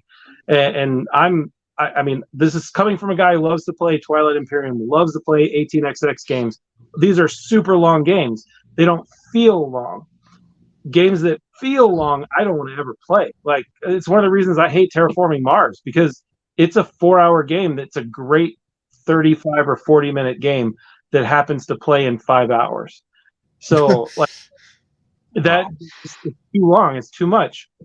And he had a lot of really great ideas, some really cool concepts, but he had so much stuff stuck up on top of it that the game that was underneath it wasn't able to come out and really be showcased because he put so much intricate stuff on top of it. And I find that the simpler a game is, the easier the rule set are, which I think Rainier Knizia is one of the greatest designers out there because his games are very simple, but they're very deep in strategy and they're very interesting to play. They play very quickly. They're lots of fun. Now, does he hit it out of the park with every game? No, but there's a lot that are really, really good. And I also love Vita Lacerda games like Lisboa, one of my favorite games. I think it's a fantastic game. I also absolutely hated Weather Machine. I think it was a terrible game. I'll die on that hill. It was not a game that I enjoyed, but I love most of his games are great. I died on the hill trying to learn Weather Machine. It was rough, man. It was really, really rough. It was just a couple of guys trying to learn from the book and videos, and that still wasn't enough. It was rough. It was a very rough game. I know a lot of people love it, and that's okay. That's fine. You're allowed to love a game that I don't like. There's nothing wrong with that. I don't like every single game that's out there. There's games that people love that I hate, like Twilight Imperium, or not Twilight Imperium, like Terraforming Mars is a terrible game in my opinion. But lots of people love it, and that's awesome. And I've played it with different groups, and I still don't like it, which is why I know that it's a game I just don't like. Because I firmly believe that the game group you play with changes the games you like. Can for sure. Yeah. Which is why I think everybody needs at least 2 or 3 game groups. Because if you don't have 2 or 3 game groups, then you're not getting an opportunity to try all the fun games that are out there. Yeah, no, you can play X games with this group, you play Y games with this group, and Z games over here, and then there's a Venn diagram, right? There's a Venn where they all meet in the middle, and you've got that too. Yeah, that's a great point. I mean, it is, because every group is different, and lots of games are group dependent. And yeah, there are some games I've played that are phenomenal with one group and just absolutely fell flat with another. Yep. Very true. Yeah. So Dan wants to know if you played Underwater Cities. I have not played Underwater Cities. That's the one he regularly says replaced Terraforming Mars for him. It would be a very easy thing to do, in my opinion. Is you know, it's funny, Wes. Anything. As I liked Terraforming Mars fine. It always kind of overstayed its welcome, like playing with more than like 4 or more. But I enjoyed playing that solo. Like if I don't have to wait for other people and I can just make my own decisions and do it, I had a much better time with it. I don't know that that's the sign of a great game, you know. But again, a lot of people love it. I get it. It's fine. Again, you love the game, love what you love, and be proud of it, right? But yeah, for me, I found that I liked it a lot more solo. And after I played it solo a bunch of times, I was kind of like, I don't never need to play this with other people. Like, I can just play this by myself and be fine. Yeah, that I feel that way about several games. That like this is a really great solo game. The experience is fun. I love Too Many Bones, and I almost always play it by myself. Oh, right on. Yeah, when I bring other people into the mix, then what I find, and I did a whole video about when your favorite game lets you down. The problem with Too Many Bones is that you have to learn all the rules, and that each character is totally different, and they have totally different rules. So you were constantly checking the rules on everything. Add in a new player who's never played before, and now I have to teach them their character. I have to also play my character, but I generally want to play a new character when someone else is playing. So I'm also wanting to learn a new character at the same time. So now we both don't know how to play our characters, and it makes the game not fun and take twice as long. Right. So that's why generally I'm like, hey, I'm going to play 3-handed, and I'll play, 2 characters that I know and 1 character that I don't. This learning curve and the overhead to get into Too Many Bones is what scared me off of backing the Elder Scrolls game that's currently on Kickstarter and is well over I don't know how many millions now. Elder Scrolls is one of those IPs like I really badly want to play a board game version of that like works for me and I can enjoy. And I wanted to back this, and well, 1, I know they'll have it available on their website later. 2, it's that overhead to get into. Like, it's intimidating for sure. Yeah, it definitely is. I mean, and I love Chip Theory games. I think they make wonderful games. Their remake of Hopfamachus is Victorum, amazing. It's a great solo experience. I love Too Many Bones, but I also hate Too Many Bones because I realized it's my lifestyle game because it's the one that I just want all the pieces of. And but I enjoy the game, but it's not my favorite game. But it is the game that I want to have all of. And it's a game that I can easily play by myself and have a really great time playing. But I don't want it to be my lifestyle game. I'm still very conflicted about it. But yeah, I completely agree with you. And it's also a very frustrating game to play because it's so often that you're checking the rules constantly about different things. And I've played it probably 30 times, and I still check the rules. And I'm sure I'm still playing it wrong because it's nearly impossible to play that game correctly with all the little like nuanced rules that there are. You can play it 90% correct, and I think that's enough to enjoy the game and have a great time. I remember you did a whole video on the whole lifestyle games topic. It was a very interesting video, by the way. Yeah, I was very angry in that game that video, because I didn't realize like a lot of times when we film, Jesse has a great idea and he sits down and I have no idea what's coming. And I'm just sitting there going, okay, what are we going to talk about this time? And he'll come up with this crazy topic, and it's a great topic. And then it's a topic that I've never thought of before. And lifestyle was this topic of what is your lifestyle game? What's the game you have to have everything of? And it doesn't have to be your favorite game. Like for Jesse, it was Kingdom Death Monster, obviously. He's got, at one point in time, he actually had the largest collection of Kingdom Death Monster stuff in the entire country. Like the biggest one. To fund his channel, most people don't know this, to fund Quackalope for the first year, he sold roughly $100,000 to $200,000 worth of Kingdom Death merchandise, like Oof. original minis. It's crazy the amount of stuff that he had, and he still has. I mean, he's still got a lot of stuff, but at one point he had everything, like as much as you could possibly have. Wow. But that goes off the topic. The point is, we'll sit down, and in that particular one, it was, what is your lifestyle game? What is the one game you have to have everything for? And it doesn't have to be your favorite game, but it's the game you want to have all of it. And it was exactly too many bones for me, and it's very frustrating because it's not my favorite game, but it's a game I love and I want everything of. Mm-hmm. I got a few weird. of those. I got a few of those. That's a really good list idea too. Mm-hmm. And then Ace had one. Mike, I don't know if you wrote it down, but Ace had a list idea for replayability. Ooh. Games with the best replayability and why, right? You got to go into why it's got the best replayability. That's a good one. But hey, I'm going to give you a 2-minute warning, Mike. I got a notification on my phone saying it's going to die soon. So, okay. Well, definitely everybody else before is welcome to continue, but I will be croaking. I'm at the 3-hour line is pretty okay with me, Tim. I'm good with that. That's fair. No, Wes, you've been awesome. Like, thank you so much for coming on the show today. You have been an awesome connection, friend, confidant on anything board game related, YouTube related. I really appreciate your friendship a lot, even though it's been short lived. I don't see it going anywhere anytime soon, and I appreciate that.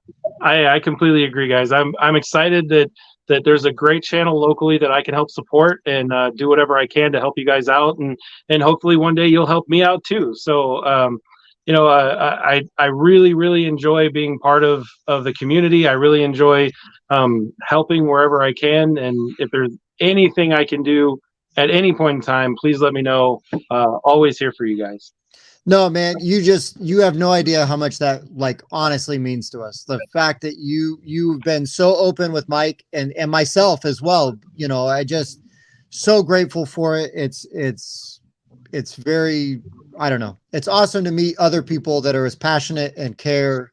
Good guys, right? It's great meeting good people in the hobby and stuff. And so, yeah, it's been awesome, man. What an amazing 3 hours. Point, I just want to segue one thing. You talked about, you spent all of PAX U in the indie room. You ran a whole top 10 list of indie games that you enjoyed the most from that list. And as a result of that experience, we got to cover a game because you came back saying, hey, this was my favorite game from the indie room, which should be out, I believe, next month. And that was the Rat Wars. Yeah, the Great Rat Wars. Yeah. Yes. Coming out next month. The funny thing about that, we actually had them come into the studio and we filmed a whole bunch of stuff for them. Super excited about it as well. That is actually based on a true story. Like, the guys that created this game based it on, in a sense, a true story. They really had a war with the rats living in the house where they lived, and it's a very, very interesting story, and it's a great game, and I'm very excited to see it come out. Those guys are awesome. Highly recommend them for sure. We enjoyed it quite a bit, and we did film some content. I'm looking forward to that coming out. And it does say on the box it's based on a true story, and I still never made the connection of what the story actually is. So I'm glad you brought that home for me. So I'll have to look that up. That's crazy. Yeah, he actually one of the rats that lived in the place where he was the Rat King, who chewed through a cement wall to get into the basement where one of them was living. And they had a rat prince who was the second largest one of them all. And the rat prince jumped on the bed with one of the other guys. He managed to catch it, and then they sacrificed him, let's say, to the god. And once that sacrifice was made, the Great Rat King never came back. Wow. That's part of the story, is that because they were able to finally get one over on the king, he left them alone and moved on to somewhere else. And because the house they lived in was right next door to a condemned house that was just full of rats. So they ended up deciding to go somewhere else once they killed the prince. So, That's crazy. whatever. Wow. I got to look up that story more. It was a very interesting game. Tim, you didn't even get to play that, right? Was that a No, me, Bob, Spencer, I Dan think I was episode? sick. thought I think so. that was like the week I was sick. Yeah, that was a cool game for sure. So much fun. One versus many. Very, very good game. Lots of fun. Yeah. Yeah, it looked super cool. I can't wait. Yep. Awesome. Well, this has been an awesome episode. I appreciate again, Wes. Thank you so much for joining us on the stream tonight. Yeah. Thanks everybody in the comments. You guys have kept us going. You guys are the ones that make this fun and worth doing every single week. You guys are a blast. You guys give us content even when we can't come up with it ourselves. That's right. And again, to the point, I've written down like 6 new topics tonight that are going on the master list. So thank all of you. That's awesome. Yeah. There we go. Just a tip for you. Next week, when you have your next guest, which I believe is going to be the gentleman with Forges, right? Forges of Ravenshire. Yes, we're gonna have to do a little finagling, but yes. Mm-hmm. Make sure you get him to tell you the story about the swing. The swing. The swing set. Yep. You have to get him to tell you the swing set story because it is absolutely hysterical. Highly, highly recommend he tell you the swing story. Okay. With an Airbnb and a swing. It's really good. That went on the list too. What are they doing in Cleveland? That's all I want to know. Good time. Awesome. All right, guys. Awesome. Well, again, thank you so much. I appreciate you guys allowing me to be here and have fun with you. I am, again, looking forward to eventually getting to play games with Tim because he sounds like he's a gamer in my own heart here with the type of games that I love to play. So please do invite me over sometime for more games because I'd love it. Oh, we're gonna make it happen, Wes. We're gonna make it happen. It's gonna be a good time, man. Awesome. All right. All right, guys. All right, Mike, you gonna start it? I will for the board game rundown. I was Mike. I was Tim. I was West. Thanks, everybody. We'll see you next time. Peace out.